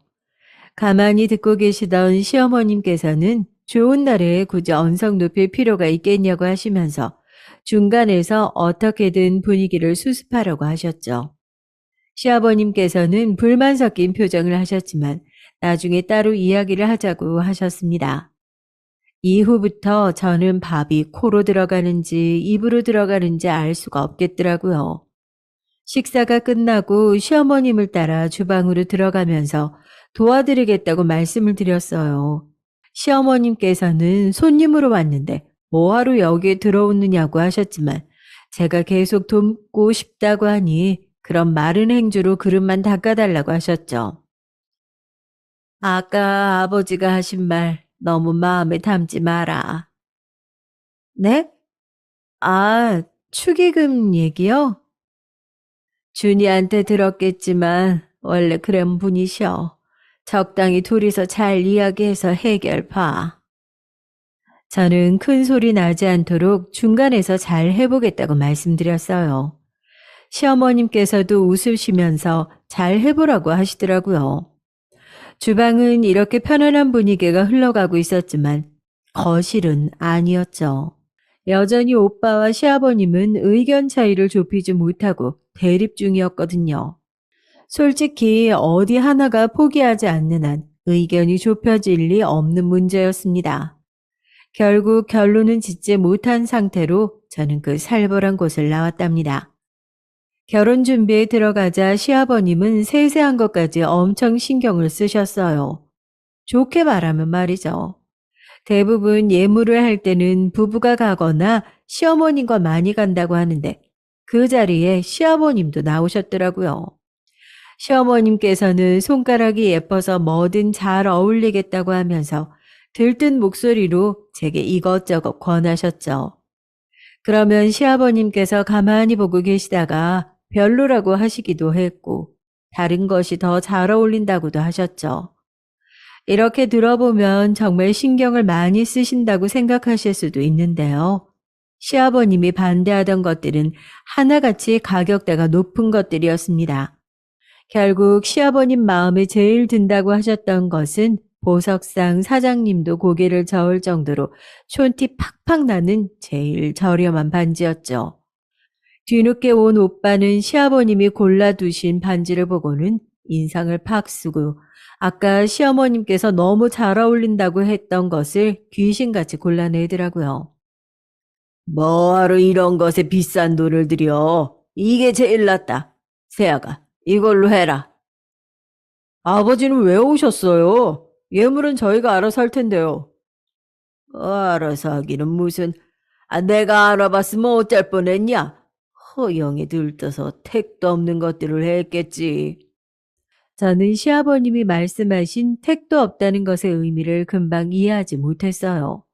시아버님은 그런 제가 답답하셨는지 목소리를 낮추고 말씀하셨습니다. 예단비 생각해서 정도껏 고르라는 말이다. 괜한 욕심 부리지 말고. 저는 뜬금없는 말에 깜짝 놀라고 말았죠. 그 전에 저희 엄마와 시어머님께서 따로 만나 예단과 예물에 관해 의논하셨다는 소리는 들었거든요. 얼마가 오고 갔는지 말씀 안 하셔서 잘 몰랐는데 시아버님의 태도로 봐서는 성에 차지 않으신 모양이었어요. 오빠는 바로 발끈했습니다. 예단비가 무슨 상관이에요? 제가 분명 말씀드렸죠. 저희 결혼에 아버지 도움 하나도 받지 않겠다고. 지금까지 키운 게 있는데 내가 보태든 안 보태든 그게 무슨 상관이냐? 세아가, 너도 정신 차려. 저는 도대체 어른들 사이에 무슨 이야기가 오갔는지 전혀 판단이 서지 않아 대꾸할 수도 없었어요. 그 길로 집에 들어온 저는 엄마에게 물었죠. 예단비로 오간 것이 뭐냐고 말이에요.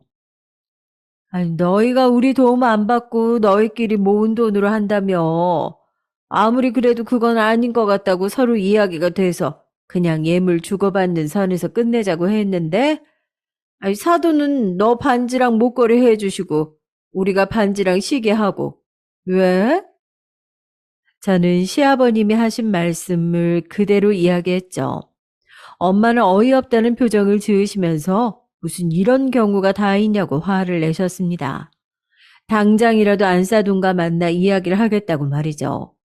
저는 제가 무슨 사정인지 알았으니 우리끼리 이야기 끝나겠다고 했어요. 하지만 엄마는 분을 이기지 못하고 계속 화를 내셨죠. 저는 괜히 말씀드렸나 후회가 됐어요. 그리고 늦은 저녁 오빠가 집으로 찾아왔습니다. 오빠는 낮에 있었던 무례에 대해 사과 말씀드리고 싶다고 하더라고요.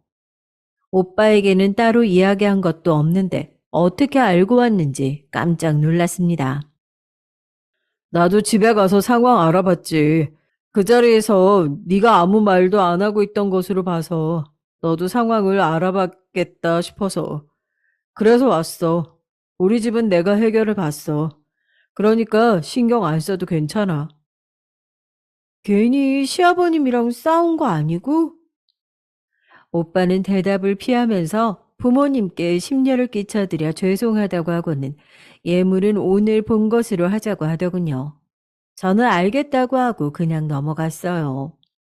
결국 저희 결혼식은 당일 오전까지 축의금을 두고 시아버지와 오빠의 대립은 팽팽하게 이어졌습니다. 최종적으로는 오빠의 의견이 반영됐지만 그 때문에 결혼식 내내 시아버님은 인상을 가득 쓰신 상태였어요. 친구들이 제가 집안에서 반대하는 결혼을 하는 것 아니냐고 걱정할 정도로 말이에요. 나중에 보니 영상에도 사진에도 시아버님의 얼굴은 험상궂음 그 자체더군요. 저는 좋은 날 옥에 티가 되어버린 시아버님에 대한 감정이 좋게만 쌓이진 않았어요. 신혼여행에서 돌아오고 우리는 양가 어른들께 인사만 드리고 바로 돌아왔습니다. 원래는 하룻밤씩 자고 올 작정이었는데 시댁에서 도저히 두 다리 뻗고 잠을 잘 수가 없겠더라고요. 오빠도 싫어하는 눈치고요. 시댁에서는 그냥 오는데 친정 가서 하루 자는 것도 괜히 꼬투리 잡힐 것 같아서 그냥 인사만 드렸죠. 저희는 오빠 회사에서 제공하는 사택에서 신혼살림을 시작했습니다. 그 덕분에 어른들 도움 받지 않겠다고 말할 수 있었죠. 저희는 아이를 셋은 낳고 싶어서 초반에 돈을 좀 많이 모아두자고 서로 이야기가 되었답니다. 그래서 저도 오빠도 정말이지 정신없는 날들을 보냈어요. 그러다 보니 계절도 바뀌고 해도 바뀌었죠. 결혼하고 처음으로 시아버님 생신을 맞이했습니다. 전 선물을 어떤 걸로 해야 할지 고민이 됐어요. 오빠는 그냥 식사 대접하고 용돈으로 드리자고 했습니다. 저는 처음이라 선물하는 것을 이야기했지만 오빠는 좋은 소리 못 들을 게 뻔하다며 그냥 돈으로 넘어가자고 했고요. 어차피 마음에 드는 것을 사지 않는 이상 브랜드 탓하고 디자인 어떻고 하면서 고맙단 소리 절대 하지 않을 사람이라고 단호하게 말하면서요. 저는 알겠다고 하고 식당을 예약하고 생신 선물로 50만 원을 예쁜 봉투에 넣었습니다. 식당은 시아버님이 좋아하시는 일식 전문점으로 했어요. 가게는 마음에 드셨는지 싱글벙글 웃으시더군요. 다행스럽게도 음식이 입에 맞으셨는지 맛있게 드셨어요.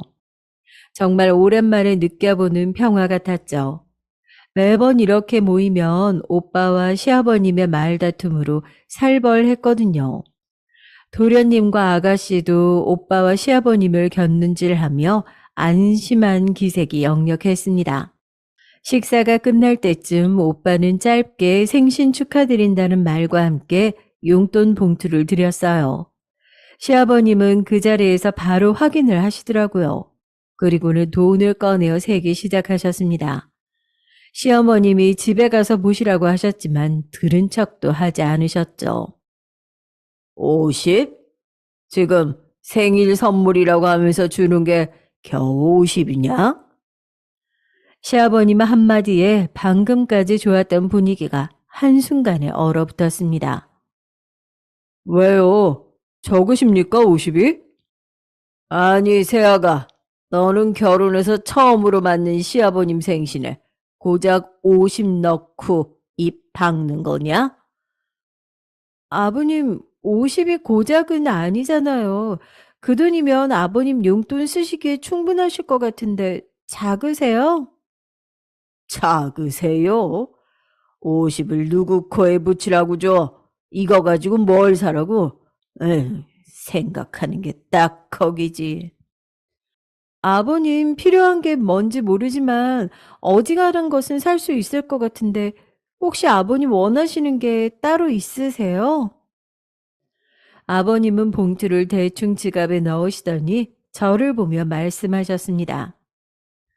내 친구 며느리는 결혼한다고 시아버님 차를 한 대 뽑아줬다던데 내가 그런 것까지 바라는 건 아니지만 참 실망이구나. 하긴 보고 배운 게 그 선임은 어쩔 수 없다만. 저는 머리털이 쭉 펴서는 기분이 들었습니다. 지금 제대로 들은 것이 맞는가 의문이 들 정도였어요. 보고 배운 게 그 선이라뇨? 아버님, 방금 무슨 의도로 하신 말씀이세요? 오빠보다 제가 더 울컥해서 한 소리 하자 시아버님은 의외라는 표정으로 저를 바라보셨습니다. 무슨 의도긴? 돈 쓰는 것도 보고 배우는 법이다. 뭐 그런 거지. 아니, 돈을 제대로 쓰지 못한다는 말씀이실까요? 아니면 돈을 많이 쓰지 못한다는 의미일까요? 저는 어처구니가 없어서 시아버님 생신으로 모셨다는 것을 잊고 물었습니다. 시어머님은 그런 제 모습에 많이 놀란 얼굴이셨죠. 도련님과 아가씨는 오빠에게 눈짓을 보내며 마치 저를 말리라고 하는 것 같았어요. 하지만 오빠는 가만히 제가 하는 것을 보고만 있었습니다. 놀란 것은 시아버님도 마찬가지인데 됐어요. 방금 뭐라고 한 게냐 지금? 시아버님한테 뭐가 어째? 돈 쓰는 방법이 문제인지 아니면 그 금액이 문제인지 정확하게 제가 이해를 못해서요. 물론 뭐해 금액이지. 고작 50이라고 하시잖아. 오빠가 제 편을 들면서 비꼬듯 말하자 당황하시던 시아버님의 얼굴이 시뻘겋게 변하셨습니다. 그리고는 바로 자리를 박차고 일어나셨죠. 아주 잘하는 짓이다. 오늘 누구 때문에 모인 자리인지도 모르고 아주 잘한다, 잘해. 준이 아버지, 소리 좀 죽이고, 아우, 열 좀 가라앉히세요. 새아가도 시아버님한테 못하는 말이 없어. 시어머님께서 부드럽게 저를 꾸짖고는 시아버님 팔을 붙들었지만 시아버님은 그것마저도 세게 뿌리치셨습니다. 평소에 애들 교육을 어떻게 시키는 거야? 어? 사람이 새로 들어왔으면 제대로 가르쳐야지. 당신 뭐 하는 작자야? 다 큰 애들 가르치기는 무슨. 괜히 소리 지르지 마시고 좀 가라앉히세요. 됐어. 일 없어. 불똥은 괜히 시어머님께 튀었습니다. 시어머님은 담담하게 받아치시고는 어떻게든 시아버님을 말려보려고 했지만 화가 나신 시아버님은 그대로 룸을 나가버리셨어요. 시어머님은 시간 지나면 괜찮아지신다고 하시면서 먼저 가보겠다고 하시며 일어나셨습니다. 아, 우리 형수님 다시 봤네. 거기서 그걸 물어보시다니. 그러니까 맨날 오빠가 대드는 모습만 보다가 오늘은 새롭다. 새언니도 만만치 않은데? 죄송해요. 제가 망쳤죠. 어차피 다 먹었어. 이놈들도 그냥 하는 말이야. 신경 쓰지 말고 일어나자. 그렇게 시아버님 생신은 강큰 며느리라는 인상만을 남겨드리고 흐지부지 됐습니다. 그 뒤로 한동안은 시댁에 가더라도 시아버님은 제게 눈길 한번 주지 않으시더라고요. 아예 없는 사람 취급을 하셨죠. 아가씨는 아직 화가 안 풀려서 그런 거니 그냥 모른 척하고 있으라고 하더라고요. 저도 사과할 일은 아무것도 하지 않았다는 생각이 들어 가만히 있었죠. 그리고 정말 시간이 해결해 주듯 몇 주 지나고 나니 없던 일이 됐습니다. 시아버님의 돈으로 사람을 저울질하는 것은 동서가 들어오면서 더 심해졌어요. 그때는 제가 우리 은찬이를 가진 지 6개월 정도 되었던 시점인데요. 도련님께서 결혼할 사람이라고 하면서 동서를 데리고 왔더라고요. 회사 이사님의 딸이라고 하는데 한눈에 봐도 곱게 자란 아가씨라는 인상이 들 정도로 얌전하고 차분했죠. 시아버님은 아주 입이 귀에 걸릴 정도로 반가워하시는 것이 눈에 보일 정도였습니다. 처음 인사드리러 오는 날부터 이름만 들으면 다 아는 고급 와인을 준비해 온 것은 물론이고 제가 임신했다는 이야기를 들었다면서 앙증맞은 아기 신발을 가져왔더라고요. 신발을 선물하면 튼튼하게 태어난다고 들어서요. 아, 우리까지 신경 써줘서 고마워요. 말 편하게 해주세요. 제가 아랫사람인데요. 제가 부족한 부분이 많아요. 잘 부탁드려요. 됐다. 맏며느리가 아랫사람 챙기는 건 당연한데 그걸 부탁할 게 뭐 있어. 둘째 너는 그런 생각하지 말고 내 집이다 생각하고 편하게 있어, 편하게. 저 때와는 상반된 반응에 마음이 살짝 상하긴 했지만 그래도 우리 은찬이 선물도 받았는데 기분 좋게 생각하려고 했죠. 도련님의 결혼식은 시아버님이 우리에게 바라셨던 것처럼 큰 호텔에서 화려하게 진행됐습니다. 하객들도 한두 명이 아니었죠. 물론 대부분이 동산의 손님이셨지만 축의금도 두둑하게 들어온 것이 시아버님 얼굴은 시종일관 싱글벙글 진짜 웃음이 떠나질 않더라고요. 저는 그 자리에 있는 것이 좋지만은 않았어요. 비교하면 안 된다는 생각은 들었지만 저희 결혼식과 너무나도 대조되는 반응에 속이 상했습니다. 저는 만삭을 핑계로 일찍 집으로 들어왔답니다. 동서가 들어온 이후로 시댁의 풍경은 또 새롭게 바뀌었어요. 제사 음식을 차리는 것부터 180도 바뀌었죠.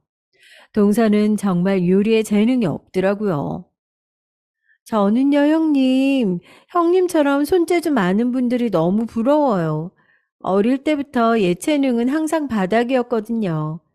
분명 조리법대로 만들어도 저는 왜 맛이 다를까요? 정량도 지켜가면서 했는데. 다 잘할 필요가 있어. 동서가 잘하는 것은 따로 있겠지. 동서는 설거지는 자신 있다고 하면서 제가 요리를 하면 그 옆에 서서 설거지를 바로바로 해 정리를 했죠. 정말 누가 봐도 참 살가운 형님 동서지간이다 할 정도였어요. 그런데 생전 들어오시는 일 없으신 시아버님이 주방에 나타나서는 동서를 부르시더라고요. 회사 일하느라 피곤한데 왜 여기 있어? 거실 좀 와서 앉아서 쉬어라. 홀몸도 아니잖니. 아니에요. 너무 안 움직여도 좋지 않다고 해서요, 아버님. 그리고 형님 혼자서는 바쁘시잖아요. 어머님도 정신 없으시고요. 그네나 너희 시어머니나 늘 하던 사람들인데, 너 하나 없어도 전혀 문제 없어. 어서 앉으렴. 그 안사돈께서 하시면 얼마나 속상하시겠어. 동서는 곤란한 얼굴을 하며 사양했지만 시아버님은 끈질기게 말씀하셨습니다. 그래, 바깥사돈 하시는 일은 다 잘 되고. 뭐, 여전하시죠. 저는 사돈 어른 이야기를 묻는 시아버님을 보며 비집고 나오려는 웃음을 억지로 말렸습니다. 그러면 그렇지 시아버님이 괜히 동서를 예뻐하는 것이 아니었죠. 곧 배고프다고 칭얼거리는 은찬이를 데리고 오빠가 들어왔습니다. 오빠는 제게 은찬이를 안겨주며 들어가서 맘마부터 먹이라고 하더라고요. 울어도 어떻게 지금 울어? 이래가지고 제사 준비는 마무리 되겠어? 시아버님은 혀를 차면서 애 밥을 미리미리 주지 않는다고 짜증을 내셨습니다. 아버님, 아직 돌도 안 된 아기예요. 아버님은 손주한테 그런 말씀을 어떻게 하세요? 저는 아이를 받아들면서 한 소리 했습니다. 저한테 무슨 말을 하시든 한 귀로 듣고 흘릴 수 있지만 우리 아이한테는 못 참겠더라고요.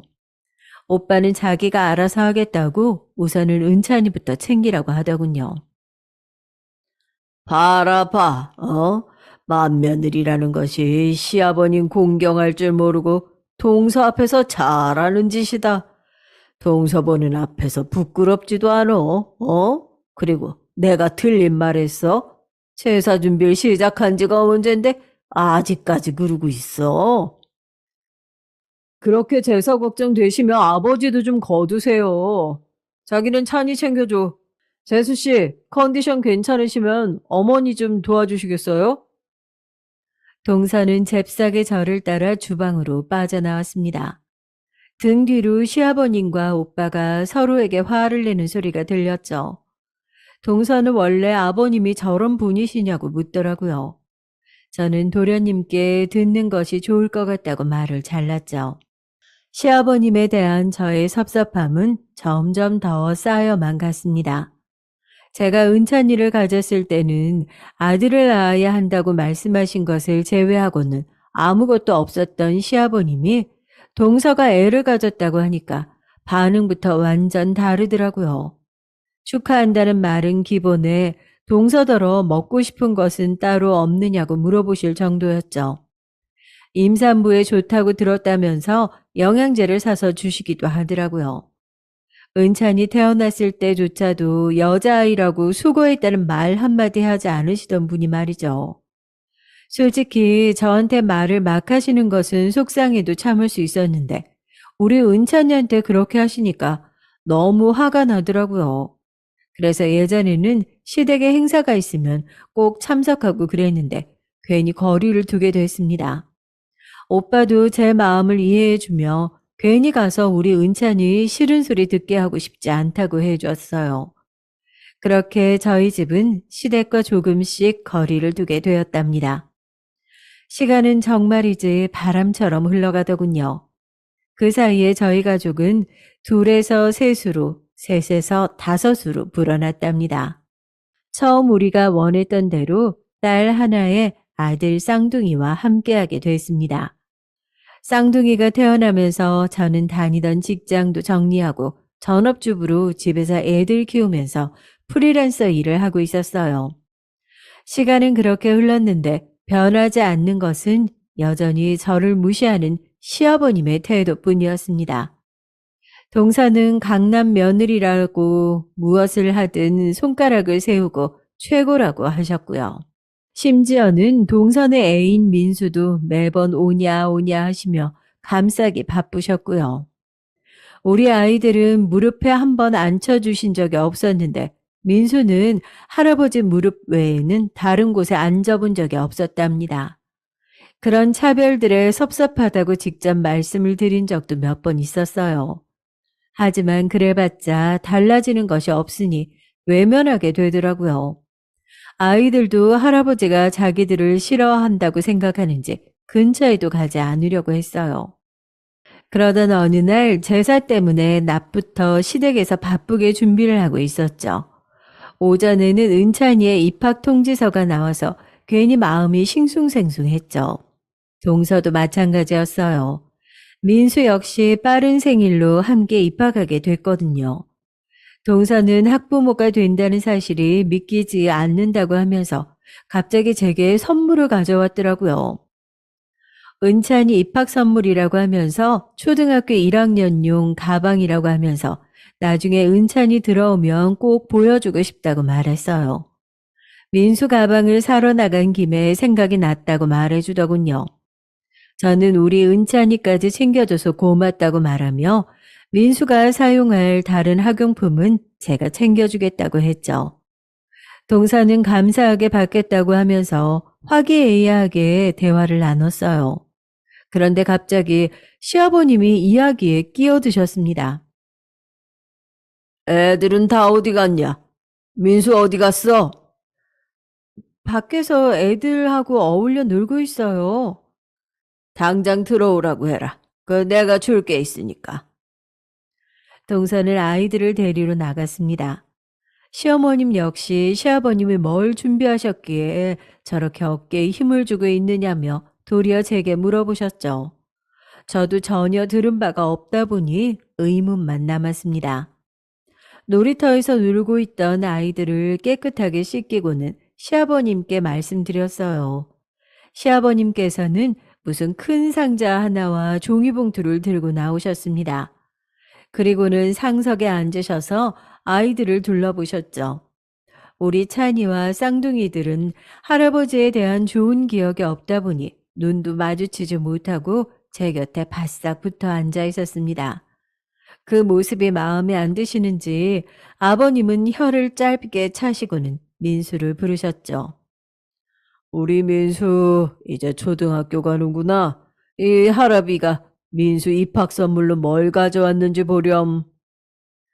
시아버님은 민수에게 큰 상자를 건네주셨습니다. 민수는 깜짝 놀라는 소리와 함께 상자를 이리저리 돌려봤죠. 찬이와 쌍둥이들도 궁금한 것은 마찬가지인지 시선이 상자에 집중됐습니다. 동서는 뭐가 이리 무겁냐고 말하며 조심스럽게 뜯었어요. 포장지를 길게 뜯은 사이로 검은색 무언가가 보이더라고요. 민수는 환호성을 지르면서 거칠게 포장지를 뜯었습니다. 그리고 모습을 드러낸 것은 근래에 새로 나온 삼성 노트북이었어요. 저도 물론이지만 동서 역시 놀란 얼굴로 시아버님을 바라봤습니다. 초등학생한테 입학 선물로 노트북을 준다는 것이 말이 될 이야기는 아니었으니까요.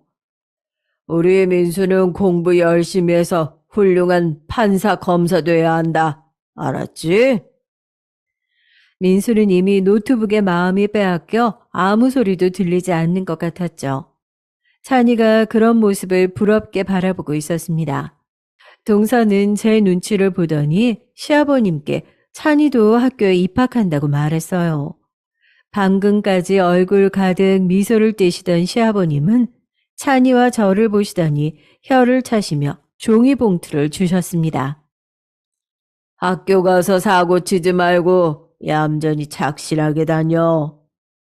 시아버님께서 주셨던 종이 가방에는 노트가 10권 들어 있었어요. 그것도 고등학생들이나 쓸 노트들 말이죠. 저는 화가 치밀어 올랐습니다. 아버님, 지금 우리 찬이한테 노트를 주신 거예요? 내가 뭐 잘못했냐? 초등학생 된다는데 그럼 노트면 충분하지. 뭐가 어때서? 네?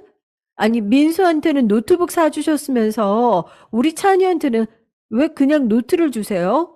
그것도 고등학생들이 쓸 법한 노트를요. 아, 노트가 다 같은 거지. 고등학생, 초등학생 다를 게 뭐야. 그리고 학생한테 필요한 걸로 샀는데 어디서 버릇없이 소리를 키워 소리를. 찬이는 버럭하는 제 모습에 놀란 얼굴로 동생들을 꼭 껴안고 있었습니다. 저 아버님 매번 우리 찬이한테는 차갑게 대하시고 민수만 예뻐하셔도 그동안은 참았죠. 아버님이랑 그이 사이 나쁜데 거기다 우리 찬이 문제까지 더하고 싶지 않아서요. 그런데 어떻게 오늘 같은 날도 그러세요? 민수한테는 몇백만 원짜리 노트북을 사주시고 우리 찬이한텐 노트요? 그것도 고등학생들 노트? 민수랑 찬이가 어디 비교가 되는 애들이냐? 뭐라고요? 아니, 우리 찬이가 어때서요? 뭐가 달라서요? 다르지. 태생부터가 다르잖아. 민수는 귀한 엄마 밑에서 태어났다. 찬이는 너한테서 태어났잖아. 연시당초 기본 유전자가 천지차인데 그럼 내가 똑같이 대하리? 저는 너무 어이가 없어서 시아버님을 소리 높여 불렀습니다. 언성이 높아진 것은 시아버님도 마찬가지셨죠. 저한테서 태어난 게 뭐가 문제인데요? 제가 뭘 얼마나 잘못했다고 매번 이렇게 나오세요. 내가 물어보자. 아니, 너는 무슨 배짱으로 둘째랑 네가 같다고 생각하는 거냐? 뭐라고요? 둘째 사돈처럼 돈이 많기를 해, 인맥이 두텁기를 해. 부한 병에 아무것도 없잖아. 그럼 주제를 알아야지. 어디서 감히 각게 굴어? 저는 머리끝까지 화가 치밀어 올랐지만 아이들까지 이 소리를 듣게 하고 싶지 않았어요. 저는 찬이에게 동생들을 챙겨서 제 가방을 들고 차에 가 있으라고 했고요. 동서는 다급하게 민수를 데리고 은찬이를 따라 나가더군요. 아이들과 동서가 나가고 나자 저는 본격적으로 아버님께 따져 묻기 시작했습니다. 아버님, 주제요? 제 주제가 어때서요? 저희 부모님 동선애처럼 돈 많고 유명하신 분들은 아니지만 그래도 저희들 키우면서 남한테 해코지 한 적 없고 다른 사람한테 싫은 소리 하나 듣지 않고 살아오신 분들이에요. 그런 우리 부모님이 왜 아버님께 그런 대접을 받아야 돼요?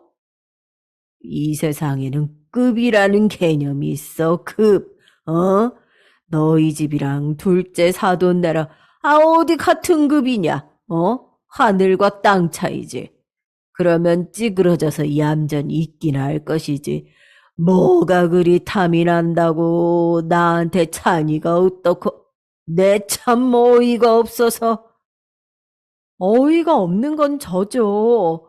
급이니 주제니 아니 도대체 아버님은 얼마나 높은 급을 타고나셔서 아이들한테 상처되는 말을 하실 수 있으세요? 아이들 앞에서? 뭐? 감히 네가 시아비로 급으로 나눠? 아버님이 먼저 하셨잖아요. 이게 그래도 소리를 질러. 저는 그간 쌓였던 것들을 하나씩 다 풀어내기 시작했습니다. 결혼 초에 축의금 문제로 그이랑 아버님 틀어졌을 때부터 시작해서 지금까지 매번 아버님은 제게 정신 차리고 똑바로 보라고 말씀하셨죠. 매번 저를 무시하는 말씀을 아무렇지도 않게 하셨고요. 그동안 제가 얼마나 서러웠는지 아버님 아세요?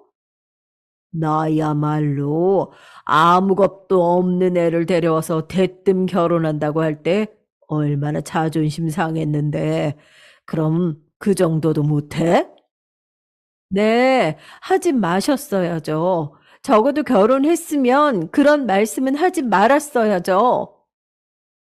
그때였습니다. 문이 열리고 시장에 다녀오신다고 나가셨던 시어머님께서 오빠와 함께 들어오셨어요. 오빠는 오자마자 밖에 애들이 차에서 엄마 화났다고 울고 있는데 이게 무슨 일이냐고 제게 물었습니다. 저는 손에 들고 있던 노트를 오빠 쪽으로 밀면서 말했어요. 오빠, 내가 더 참아야 돼? 민수 입학한다고 최신 노트북을 손에 쥐어주시더니 우리 은찬이한테는 노트 10권 주시더라. 내가 이래도 참아? 뭐? 아버지, 여보, 당신 무슨 짓을... 시어머님과 오빠는 비명을 지르며 이게 무슨 일이냐고 시아버님을 몰아세웠습니다. 하지만 시아버님은 꼿꼿한 자세로 자신은 전혀 잘못한 것이 없다고 하셨죠. 화가 나서 날뛰는 오빠를 보고 있자니 눈물이 날 것 같았어요. 어머님, 앞으로 여기 안 올 생각이에요. 우리 찬이 쌍둥이들 이제는 그런 대접 안 받게 할래요. 그래야, 그래. 아휴, 시아버지가 제정신이 아닌가 보다. 화 좀 가라앉히고. 죄송합니다. 준비는 대부분 다 끝났어요. 이만 가보겠습니다. 저는 시어머님께 꾸벅 인사를 하고 집을 나왔어요. 시아버님께서는 2번 다시 이곳에 발들일 생각조차 하지 말라고 하셨죠. 동서는 미안한 얼굴로 제 차에서 내리더군요. 형님, 알아. 동서 잘못 아닌 거. 동서가 무슨 죄야. 오늘 난 먼저 집에 갈게. 동서가 어머님 좀 도와드려. 미안해. 이런 일 부탁해서. 아니에요. 제가 알아서 할게요, 형님. 괜찮으세요? 운전하실 수 있으시겠어요? 괜찮아. 그이 곧 나올 거야. 제 말이 끝나기 무섭게 오빠가 씩씩거리며 나왔죠. 저는 오빠에게 운전대 잡으려면 진정부터 하라고 했고요. 동서는 눈치를 보며 인사를 꾸벅하고는 안으로 들어갔습니다. 오늘부로 당신은 시댁이란 곳이 없는 사람이야. 알아들어? 오빠, 애들 들어. 아니, 애들도 들어야지. 앞으로 우리 애들한테 할아버지는 장인어른 한 분이야. 이 더러운 집구석 내가 다시 오나 봐라. 오빠는 빨리 가자며 뒷좌석 문을 열어주었습니다. 은찬이가 시무룩한 얼굴로 저를 보더니 눈물 범벅이 된 동생들을 꼭 안아주더군요.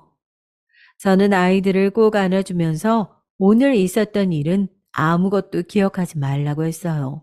아무 일도 아니라고 말이죠. 그리고 집에 오는 길에 저는 은찬이 또래들이 쓰기 쉬운 탭을 입학 선물로 사주었습니다. 아이가 엄청 좋아하는 모습을 보니 시아버님에 대한 분노가 더 치밀어 올랐죠. 그 일이 있고 난 이후 저희는 정말 시댁의 발길을 뚝 끊었습니다. 종종 시어머님께서 애들 보고 싶다고 오는 것을 제외하고는 말이죠. 동서나 아가씨도 전화로만 안부를 주고받게 됐습니다. 아이들은 할아버지 댁에 가지 않아도 된다는 것을 엄청 좋아하더라고요. 그러던 어느 날 저희 부모님이 시골에서 올라오셨어요. 저를 마지막으로 다 정리를 하고 시골에서 여유로운 생활을 하시고 계셨는데 이렇게 연락도 없이 오실 것이라고는 전혀 생각하지 못했거든요. 아이들은 할아버지와 할머니를 반갑게 맞이했습니다. 무슨 일이세요, 갑자기? 아, 이전에 정리 못한 것들이 있어서 그거 해결하러. 아니, 정리 못한 게 뭐 있어요? 집이랑 가게 다 팔았잖아요. 네가 아는 것보다 모르는 게 더 많단다. 아버지는 장난스러운 표정을 지으며 말씀하셨죠. 사실은 당시 땅을 생각하지 못하고 그냥 뒀었는데 그게 이번에 땅값이 어마무지하게 올랐다고 하시면서 그걸 정리하러 왔다고 하시더라고요. 저는 우리 집에 땅이 있었는지 처음 알았거든요. 들어보니 꽤 평수가 크더라고요. 저는 올라봤자 얼마나 올랐을까 했는데 세상에 무려 50배가 뛰었더라고요. 정말 어마어마한 금액이었습니다. 그래서 말인데, 너 애들 다 유치원 가고 할 일 없으면 아빠 대신 건물주 노릇이나 좀 해라. 건물주요? 아니, 땅 이야기하시다가 무슨 건물주요? 땅은 필요하다고 팔아달라고 하는 사람이 우리 있는 곳까지 왔기에 정리했고, 일부는 집 근처에 땅을 좀 사서 소일거리 삼아 작물 좀 키워보려고. 그리고 나머지로는 건물을 좀 샀지. 상가 좀 딸려있는 오피스텔이랑 원룸인데 관리할 사람이 없네. 네가 좀 맡아서 해. 오빠랑 언니는요? 그 애들도 하나씩 줬지. 뭐 재산 상속을 했다고 생각해. 어차피 우리 죽고 나면 다 받아야 하는 건데 뭐. 아니, 갑자기 그게 무슨, 아니, 죽는단 말씀 왜 하세요? 아이, 말이 그렇다는 거지. 아이, 그러니까 네가 좀 맡아서 해. 노는이 애 본다는 마음으로. 아이, 제가 그걸로 뭘 할 줄 아시고요. 아이, 뭘 하든 그건 내 알 바 아니고. 부모님은 간단하다 못해 쿨하게 툭하니 건물대장을 제게 주시면서 계약 마무리를 하러 가자고 하시더라고요. 오빠랑 언니는 어제 했다고 하시면서요. 저는 얼떨결에 건물주가 되었답니다. 오빠는 한참을 웃더니 이제는 저를 건물주라고 부르겠다고 놀리기까지 했죠. 어차피 오빠의 월급과 제가 버는 돈으로 살림을 사는데 전혀 지장이 없었기 때문에 건물에서 생기는 수익은 그대로 통장에 저금만 했어요. 생각보다 돈이 빨리 붙었죠. 그렇게 1년 정도 시간이 흘렀을까? 갑자기 시어머님께 전화가 왔습니다.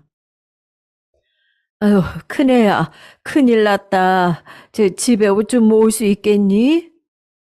갑작스러운 호출에 저도 오빠도 당황했어요.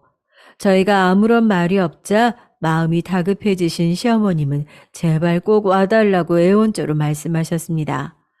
이런 일이 없었기에 저는 알겠다고 말하고는 전화를 끊었습니다. 통화가 끊어지긴 무섭게 동서에게 전화가 왔어요. 아, 동서, 갑자기 무슨 일이야? 어머님이 큰일 났다고 하시던데. 아, 어머님이 전화하셨어요? 큰일이라면 큰일이죠, 형님. 아니, 뭐야, 무슨 일이야? 아버님이요. 저는 시아버님 이야기에 잠시 움찔거렸어요. 오빠는 준비됐으면 빨리 가자고 저를 재촉했죠. 오빠는 평소 아이들을 봐주시는 아주머님까지 불렀더라고요. 오빠를 따라 주차장으로 가는데 동서가 한숨을 쉬면서 말했습니다. 아버님이 사고를 좀 치셨는데 이게 감당이 안 될 규모예요. 사고? 아니, 그게 무슨 말이야? 감당이 안 된다는 말은 뭐고? 아버님이 친구랑 같이 주식을 하셨나 본데 하필 그게 사기였나 보더라고요. 오빠는 저와 동서가 무슨 이야기를 하는지 궁금한 얼굴로 저를 바라봤습니다. 저는 동서에게 스피커폰으로 돌리겠다고 말을 하고는 자세한 내용을 물었죠. 동서에게 들은 말을 정리하면 아버님이 친구와 동업하셔서 무슨 주식 투자 회사를 만드셨다고 하더라고요. 그 친구가 주식의 정보가 밝은데 그 친구 말씀으로 주식을 소액으로 샀다가 돈을 좀 벌기도 했다고 하고요. 그래서 크게 하나 하자는 말에 의심 없이 가진 재산과 집을 담보로 해서 대출까지 받아서 주식을 샀다고 해요. 그런데 그게 사기였던 거죠. 친구라는 사람은 모든 돈을 들고 날랐는데 문제는 그게 아니었습니다. 친구가 여기저기 사람들을 모아서 한탕 크게 한 모양인데 그걸 한 사람이 서류상으로 아버님으로 되어 있었다고 해요. 그래서 피해를 본 사람들이 아버님을 고소한 모양이더라고요. 합의금을 급하게 마련해야 한다는데 집도 담보가 되어 있으니 돈을 구할 곳이 없었던 것이었죠. 사실 아버님께서 저더러 돈 좀 해달라고 하셨는데 저도 요즘은 힘들어서요. 저희 아버지 은퇴하시고 대부분의 재산은 다 기부를 하셔서 제게 큰돈 만들라고 해도 만들 방법이 없어요. 오빠는 가던 차를 갓길에 세우고 한참을 가만히 있었습니다. 저는 알려줘서 고맙다고 말하며 전화를 끊었어요. 차 안은 정적만 흘렀습니다. 얼마 지나지 않아 시어머님께 전화가 왔어요. 오빠는 자기가 받겠다고 했지만 저는 스피커폰으로 전화를 받았습니다. 오고 있어? 아버지 돈 사고 치셨어요? 어머니께서는 말을 더듬거리시며 대답하지 못하셨습니다. 합의금이 얼만데요? 5억이래. 너무나도 큰 금액에 저는 숨이 턱 하고 막혔습니다. 합의 안 하면 구속이라는데 어쩜 좋으니? 아버지는요? 지금 이 상황에서 아버지는 뭐 하시는데요? 충격받으셔서 제정신이 아닌가 보다. 아휴, 병원도 다녀왔는데 하루 종일 멍하게 앉아만 계신다. 저희가 그런 돈이 어디 있어서 저희를 부르세요, 어머니? 알아, 알지만 어떻게든 해결을 좀 찾아보고 싶어서. 둘째도 막내도 도와줄 수 없다고 하고 내가 어떻게 해야 될지 몰라서. 울먹거리는 어머님의 목소리에 마음이 아파왔죠. 어머님은 괜찮으세요? 어떻게 해야 할지 모르겠다. 우선 집은 내놨는데, 아휴, 이걸로는 담보대출 받을 것을 해결하고 남는 돈도 얼마 없어. 아유, 무슨 수로 5억을 만드니. 언제까지 하라고 하던가요? 다음 주 월요일까지 돈을 만들어 오지 않으면 고소 진행한다는데, 아휴. 실질적으로 남은 시간은 고작 이틀 정도밖에 되지 않았어요. 어머님은 이렇게 된 것을 누구에게도 말 못하고 결국에는 저희 집에까지 전화를 하셨습니다. 오빠는 우선 가고 있다고 말하고는 전화를 끊었죠. 오빠는 좀처럼 차를 출발시키지 못하고 계속 고민을 했어요. 도와드리고 싶지 않어. 그런데 그렇다고 아버지 교도소 가는 모습은 또 보기 싫고. 이해해, 오빠.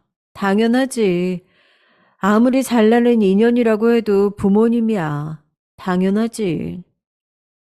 그런데 그동안 당신한테 그리고 은찬이한테 하신 것 보면 구속을 당하시든 재판을 받으시든 무슨 상관이겠는가 싶다가도 그게 생각처럼 쉽지 않네.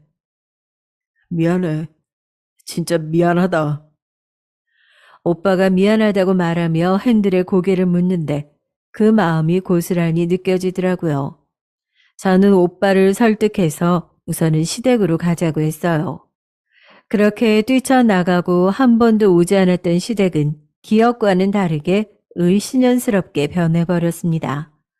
집안 곳곳에는 빨간 압류딱지가 붙어 있었죠.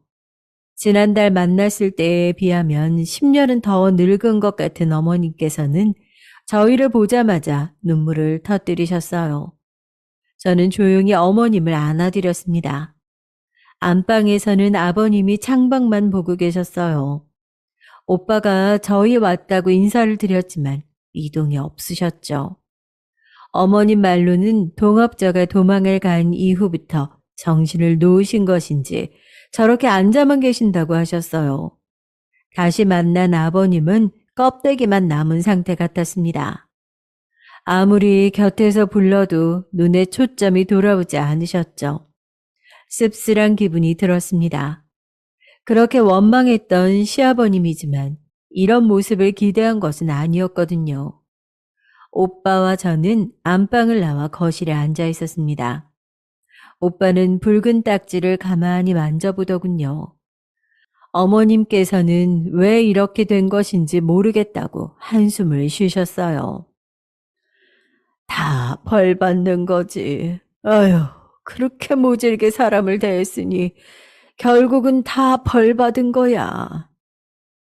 우리 셋은 아무런 말도 할 수가 없었습니다. 저는 한참을 망설였어요. 5억이라는 돈, 지금 당장 준비하라면 충분히 가능한 돈이었거든요. 오빠도 그런 점을 너무 잘 알고 있었고요. 저에게 미안하다고 했던 것도 이런 상황에서 제 앞에 있는 선택지 때문이 아닐까 싶었어요. 저는 그때부터 갈등이 시작됐습니다. 시댁에 도착하기 전까지만 하더라도 저는 마음이 약해지지 않겠다고 다짐 또 다짐했거든요. 그런데 아무것도 남지 않은 시아버님의 모습과 급격하게 늙어버리신 시어머님 모습을 보니 그냥 못 돌아서겠더라고요. 어머님, 제가 해결해요, 5억. 그러니까 걱정 마시고 이대로 저희 집으로 가세요. 아버님은 가까운 요양원에 우선 모셨다가 병원 찾아보고요. 찬이 엄마, 그거 아니야. 당신이 왜?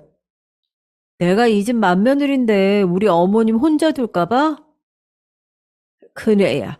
아니 네가 무슨 돈이 있어서. 아니다. 대출 받고 그렇게 해서 해결될 문제가 아니야. 어머님 저 돈 많아요. 5억이면 금방 할 수 있어요. 그러니까 제 말대로 해주세요. 어머님은 오빠와 제 눈치를 보면서 계속 망설이셨습니다. 저희에게 전화를 걸긴 했지만 도와줄 수 있을 것이라고는 전혀 생각하지 않았다고 하시더라고요. 곧 요양원 차량이 들어오고 오빠는 아버님을 모시고 요양원으로 가기로 했습니다. 저는 어머님의 짐을 챙겨서 저희 집으로 모시고 갔고요. 가는 차 안에서 저는 친정 아버지께서 돈과 관련해서 할 이야기가 있을 때 연락하라고 했던 변호사님께 전화를 걸어 사정을 설명했습니다. 변호사님은 별일 아니라고 하면서 바로 해결해 보겠다고 했죠. 변호사님 말씀처럼 합의금을 마련하고 나니 그 뒤로는 일사천리로 진행됐습니다. 담보였던 집은 팔아서 대출금을 갚고 부족한 부분 역시 해결을 했고요. 아버님은 정신이 오락가락하신 상태라 요양병원에 입원을 하셨어요. 시어머님께서는 처음에는 극구 사양하시다가 결국에는 저희와 함께 지내게 됐고요. 병원에서는 시아버님의 충격이 생각보다 컸던 것 같다고 하셨어요. 그래서 좋아지고는 있지만 눈에 띄게 달라지기는 힘들 것 같다고 하셨죠. 저희는 치료도 겸해서 근교의 요양병원으로 시아버님을 옮겼습니다. 어른을 두고 할 말은 아니지만 뿌린 대로 거둔다라는 말 왜 있는지 너무 잘 알겠더라고요. 앞으로도 시아버님은 계속 병원에 계실 테죠. 저는 남은 시간이라도 고운 마음으로 평안하게 지내셨으면 좋겠다는 생각이 들었습니다.